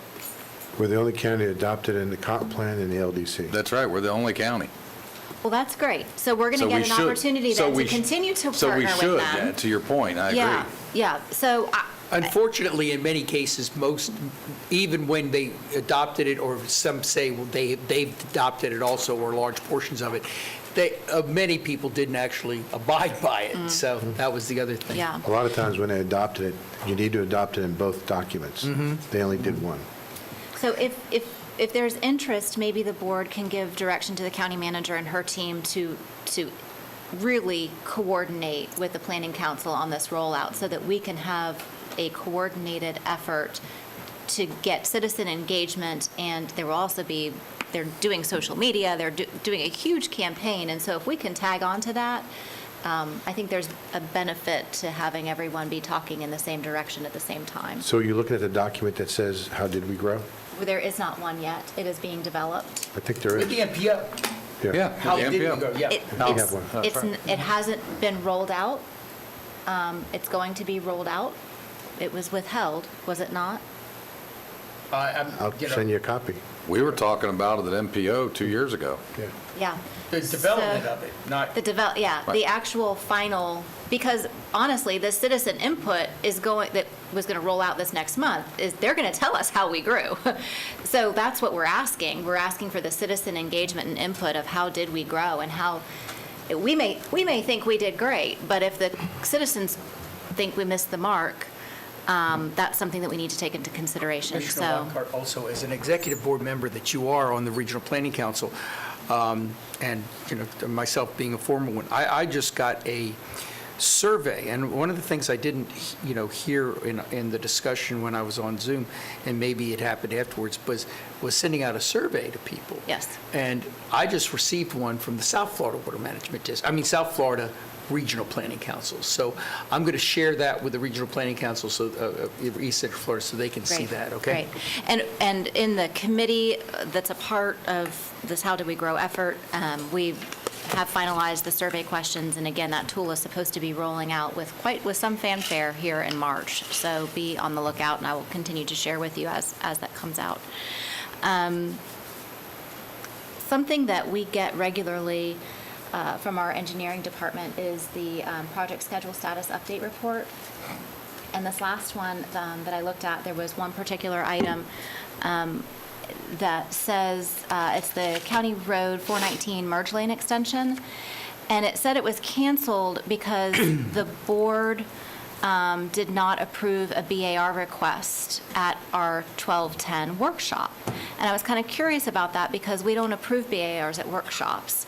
So I inquired about what happened with that. And so if there's a way that we could get staff to kind of figure out how that disappeared, why it was canceled, if we could have that for some discussion, that would be great, because I don't believe the board took action on that item. Okay. Great. On it. Okay, great. Thank you. That's all I have. Thank you. Commissioner Delory? First, I have a couple of resolutions of appreciation. I have 4 of them that I'd like to ask for. I'd like to make a motion for Jeannie Hayes for serving on the Board of Adjustments, Jeffrey Wines for serving as the Contractor Examining Board, and Nick Mason for serving on the SCIDA Board, and Taylor Pancake for serving on the Port Authority Board. My first motion. Second. All in favor? Aye. Opposed? Passes unanimously. Second motion would be for a new appointment of Bill Spivey to be appointed to the Port Authority Board starting February 2021 for a 4-year term. Second. Motion and second, discussion. All in favor? Aye. Aye. Opposed? Passes. Next, I'd like to compliment our staff. I got a letter from Linda Houston that lives in the Lakes of Aloma, and she was stating about how the county staff and the contractor was doing construction of replacing sidewalks. And she complimented the staff so well that I thought it was appropriate for me to bring it to this board. In fact, she even called me today to make sure that I got the email. So I told her that I will definitely bring it to this board's attention, and I'll have Kendra forward everyone a copy of that email. Next, I would like to state, as Commissioner Zimbow said, I went to the Deer Run community meeting, and that was really the first time that we had Joe Abel back since he was out sick. And Joe Abel did a phenomenal job, as well as Rick Durr in the virtual world. I heard nothing but compliments from the people there, and I think there was a couple hundred people in the audience. I don't know the exact number, and I know there was at least over 400 people virtually on that call. And I think our staff, and it's not just Rick Durr and Joe Abel, it's all the other staff members that were participating in putting that presentation together, and there's a lot of hard work behind the scenes, and I wanted to thank them all. They did a great job. And I heard from so many residents, and I'm getting a flood of emails as well as a flood of interest I'm hearing from the survey that has been asked on the portal. So I'm looking to start reading those once the portal closes on March 1st, and there's a lot of excitement out there. So I think we're heading down the right path. If you haven't seen it, please see the video. It's in the county website. This past Saturday, there was a renaming of a road in Oviedo. For many decades, the road was called Avenue B on 419. Now it's renamed to Adeline B. Tilsey Way. And she was a woman who passed away in 2019, but she was definitely not just a thread, but she was the whole fabric of that part of the community. And when she put her mind to something, she got it done. And I think it was very fitting, not just to rename the road in her honor, but also do it in the month of Black History Month to show the diversity of the community, as well as the input that she had in the community. In fact, there was a quick story that was told by one of her children that she loved to drive, and she was driving someone to a location, and the local police pulled her over, and she told the local police, "You got to hurry up, because I'm in a rush. Give me the ticket. I'm quick." And they had to tell her to slow down. But she was definitely a woman that At-line. At-line. And that's what they called her, At-line. She was definitely a woman that was on a mission. And I'm glad to see that she was properly recognized. March 6th in Oviedo at the Lawton House at the Farmers Market at 4 p.m. People may not remember, but in the early 60s, there was an airplane crash. They were doing training exercises from the Sanford Airport, and there was a malfunction in one of the planes, and the plane could not make it back to the airport. And if the pilot did not fly the plane into the ground, the plane would have hit the elementary school. And they're doing the unveiling of the historical marker. And the interesting thing about it is I actually spoke to his daughter.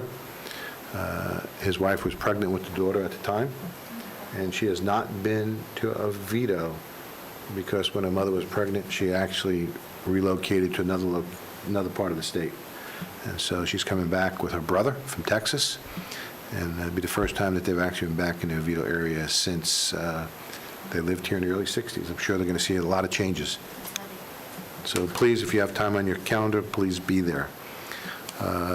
In the Metroplan Orlando Board, we did approve, made changes to the TIP. The interesting thing about this change, and I'm very proud of my fellow commissioner, Commissioner Zimbauer, because DOT in their infinite wisdom gave us a change to the TIP, Transportation Improvement Plan, of a $33 million change, and there was no backup to it. We asked questions, and there was silence from the podium. One of the questions that I asked, someone just needs to take ownership of it, and there were still crickets. And a board member did make the motion. It was seconded after the roll call vote. 2 county commissioners did not vote for it, and that was myself and Commissioner Zimbow. And one of the reasons why I voted against it was because I felt there was not enough documentation. Agreed. 100%. Also in that meeting, we did approve the TIP for the PD&E for the 417. They're going to be putting additional lanes on it. And one of the things that we talked about was I'm hoping that the state, in their infinite wisdom, does not exempt themselves from the stormwater requirements as they did the first time they crossed the bridge, crossed the lake, and I'm hoping to get an update, and once we do, I will make sure that this board is aware of it. And we could cut a deal, help clean up Lake Jessup in exchange. We could just have a... Well, I just want to make We sure just get that... the legacy. That's right. Yeah. I just want to make sure that the dumping of the stormwater from the bridge, which is the road, into the lake stops. Every little bit helps. Yes. And then today is Danny Tross's birthday. So Danny, I know you're not here. I just wanted to wish you happy birthday. And this past weekend, I believe, Monday, yesterday, was Nicole's birthday. And when was your birthday? My birthday was Saturday. You know, you guys, this is another thing I was going to bring up, but that's okay. Saturday was my Commissioner Dolores' Saturday was my birthday is, birthday. yep, Saturday. Yesterday was Nicole's birthday, and Danny Tross's birthday is today. So happy birthday to everybody. Any And other the- birthdays in the house? And you Monday was recognize George on that? Washington. End of my report, Mr. Chairman, and thank you very much for indulging me. Thank you. Commissioner Hurd? Yes, I'd like to make a motion to reappoint Beverly Mason to the Historical Commission effective 1/1/21 for a 2-year term. Second. Motion second, discussion, all in favor, say aye. Aye. Passes unanimously. Update on the rescue outreach mission. A huge thank you to staff for the continued heavy lift that they are doing on behalf of those that are homeless in our community, including the staff at the Sheriff's Office that's involved in this. We, due to the work that Lisa Spriggs did, Chief Spriggs did, along with a staff member that's out on location, a lot of the documents that were missing were found, and we actually made it through the audit process with a reasonable outcome. An outcome to the audit that was good enough to secure a $66,000 United Way grant. So if you'll Good work. recall, United Way had withheld funding Congratulations. based on that. Fantastic. So that was good news. There was no need for the VOCA grant letter. We talked about that at the last work session. They secured letters elsewhere. They did apply for the grant, and more to come on that. They did expand capacity. As you well know, that is all built. I went on a tour. Bunks are all in. Place actually looks very good. And more good work is being done. They are putting together videos. More to come on that. There is a consultant that we are going to engage on our behalf that has actually run homeless shelters, heads in beds, in Volusia County, has a very good reputation. We need advice on what to do within the shelter for the safety of the citizens and for a good track for them to run on to move on to the next thing in life post their stay with us. We're also continuing discussions with the Sharing Center around how we work well together. I attended my first Port Authority board meeting, and they are at 100% capacity. No more to report on that. I'll throw out a huge thank you to the FDOT. Mine's a little bit different than the former references to FDOT, but they actually have taken the time, and they've been doing this all along, to meet with the people from Tall Trees with regard to the road that is now in their backyard. And there is no other way to explain it, but it is in their backyard.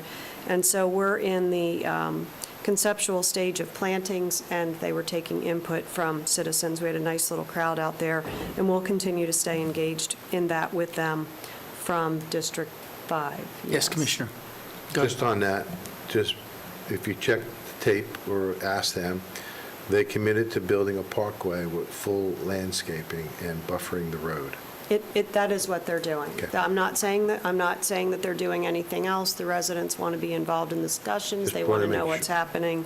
There's no indication that it's not as stated.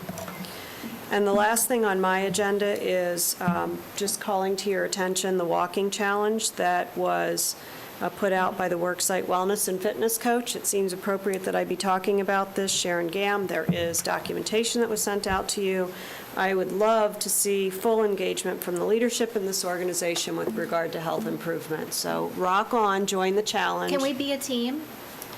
So I saw that it had to be teams of 2 or 3, but do you think they would make a special exception and let the 5 of us be a team? Because the 5 of us could do what 2 or 3 could do? Maybe. You want us to lose? Is that what it is? I'm just going to hook my Fitbit to my dog. Which 2 of us are carrying this 5? Yeah, you got it. You got it, Andrea. Seriously? Pick your teams. Well, Commissioner Delory is a walker, but That's right. Commissioner Zimbauer and I would probably bring the team down. I actually get... Okay, I'll bring the team down. I'm all in. If we're doing that, we're doing that. But truly, to the team that's I think it's great. here on the county staff that's working harder than anybody could ever expect folks to work in crazy conditions with a crazy situation at our hand, getting out and walking is probably a great thing. And if you're not taking time for yourself, we really do want you to. Well, you're absolutely correct. Great report, Commissioner. To that point, I don't know if my fellow commissioners have had an opportunity to recently on a weekend visit some of the trails and parks. Yeah. They're slammed. They're busy. They are slam packed.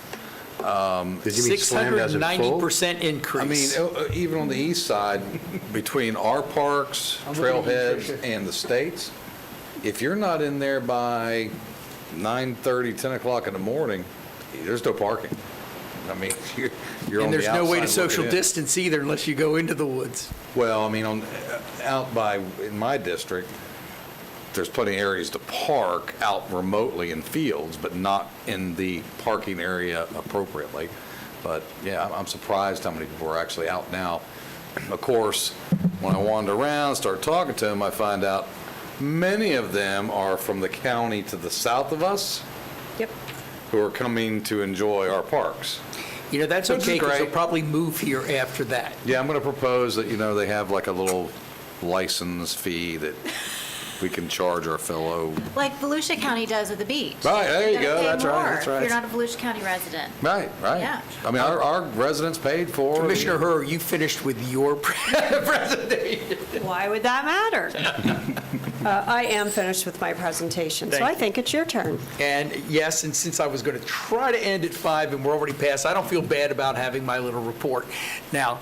So first of all, I did want to tell you all that I have heard nothing but positive from everybody that I know at the Oviedo Winter Springs Chamber of Commerce in the presentation that this board did on the 4th. And they said, that they've never seen this board work so well together. And then, so I just wanted to let you all know that that's what I heard from them about what each and every one of you participated and did.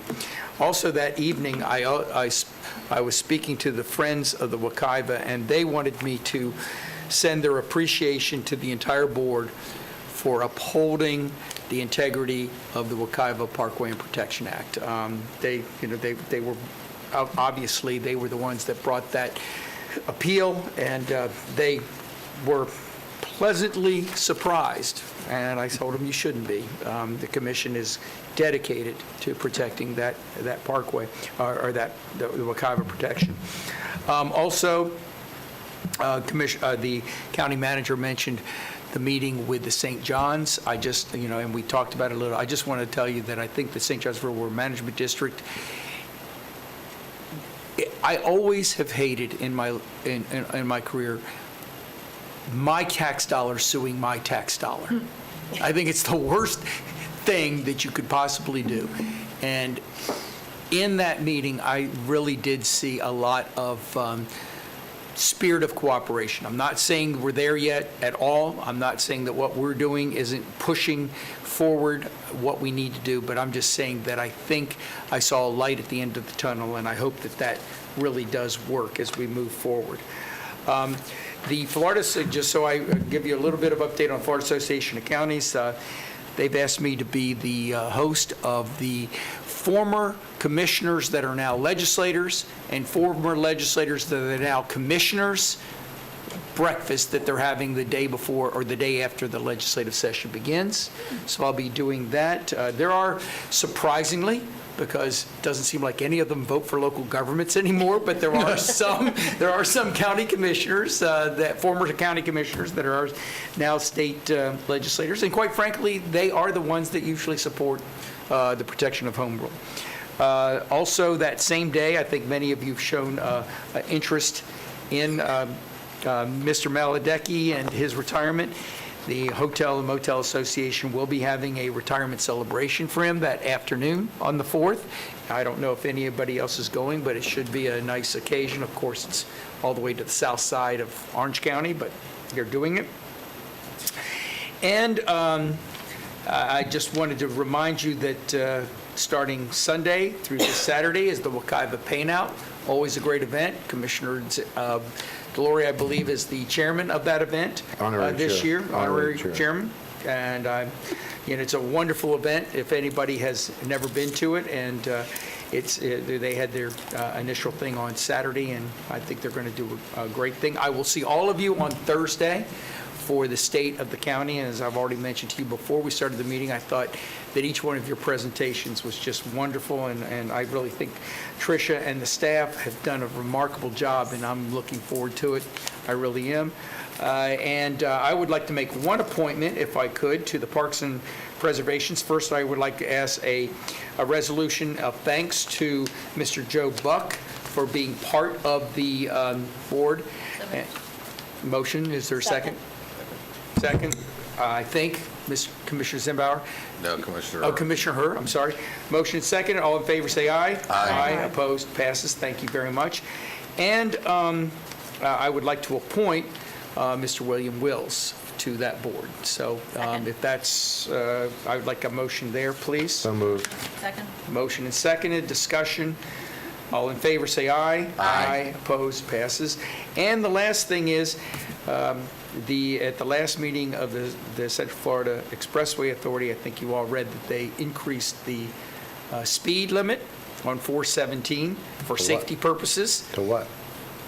To 60 from 55, right along downtown Orlando, as per their study and the Highway Patrol being supportive of it. So it's now 60 instead of 55. It'll take a while to get all the changes and everything. Wow. And the last thing is, they asked me to be their representative on the MPO. So now it looks like there's Really? going to be... We got to see. He's now going to have three Seminole County 3 Seminole County. I commissioners. don't think that's ever happened before, but we're going to have 3 Seminole Wow. County representatives on the MPO. And Mr. Chairman, before we adjourn, I did have Kendra check. The MPO did do a document called How Did We Grow? I thought so. It was February of 2011. Oh, Okay. 2011? No. We did it in 2011. Oh, well, we're going to see Had how we we grew grown yet? again. Yeah, that's what it said. I know that Gary Hutman is working with the Regional Yeah. Planning I know, Council we did it. on how did we grow. Right. No, we did our first How Shall We Grow in early 2000s. 2011, we did another document called How Did We Grow? And now they want to do So now another. you want to do another one. Yes. I just want to make sure you're aware of that. So That's all. everybody was correct. Interesting. Okay, everybody Make was sure you're correct. aware of it. That's all. And I think Can I ask that for that... clarification though on that? I'm sorry, but now that it's out there, I want to ask. So We'll was get you a it? copy. I'll get you a copy of it. Yeah, would you? Yeah, how did we grow? Well, no, because I have a sense that maybe it was more related to transportation type issues? No. No, okay, all right. Yeah, send it to me, I'd love to see it. And with that, is there anything else for the good of the order? One more County thing. manager. One more thing, I apologize, but I just want to confirm something with you that we discussed individually with each of you as part of the mid-year adjustment procedure process, that we would lift the hiring freeze, and you've all agreed to that, but I just want to get it on Yes. the record because I've Yes. got You want a nervous motion? folks. And I don't, as long as we've got a yes, that's fine, as long as. I thought it was part, I think there's a consensus. I thought don't that know, was... it wasn't, I looked and it wasn't was not included in the there. agenda item. Motion. Let's make a motion to Motion to guarantee. lift. Motion by Delory, second by Zimbauer. All in favor, say aye. Aye. Opposed? Yes, I think one thing that Thank that was you. breezed by on that 40, 46, 47 was that as we all remember, when we first started the process, we were going to have to dig into the reserves for $5 million. And as opposed to that, we had a surplus of $10 million, and that goes directly to how hard of an effort our staff made. Well, for that. and you know, I think we owe a thank you to, I know I do as the chairman last year, thank you to our staff. Absolutely. Because we weren't certain where we were going to be now, at that point, looking forward, and for our staff to agree that, you know, that there was not going to be a pay increase as typically would take place, speaks volumes of our staff, and I agree. You know, now- We now made that the hard decisions. That's right. And we stuck to them, and it paid off. That's And right. nobody grumbled about it either. And that's right. I have to say, I have And to, we I'm so came back, proud of. we've reevaluated it where it should be. All right. Thank you. With that, anything else for the good of the order from anybody? Then meeting's adjourned. Glad that door was closed when you said any.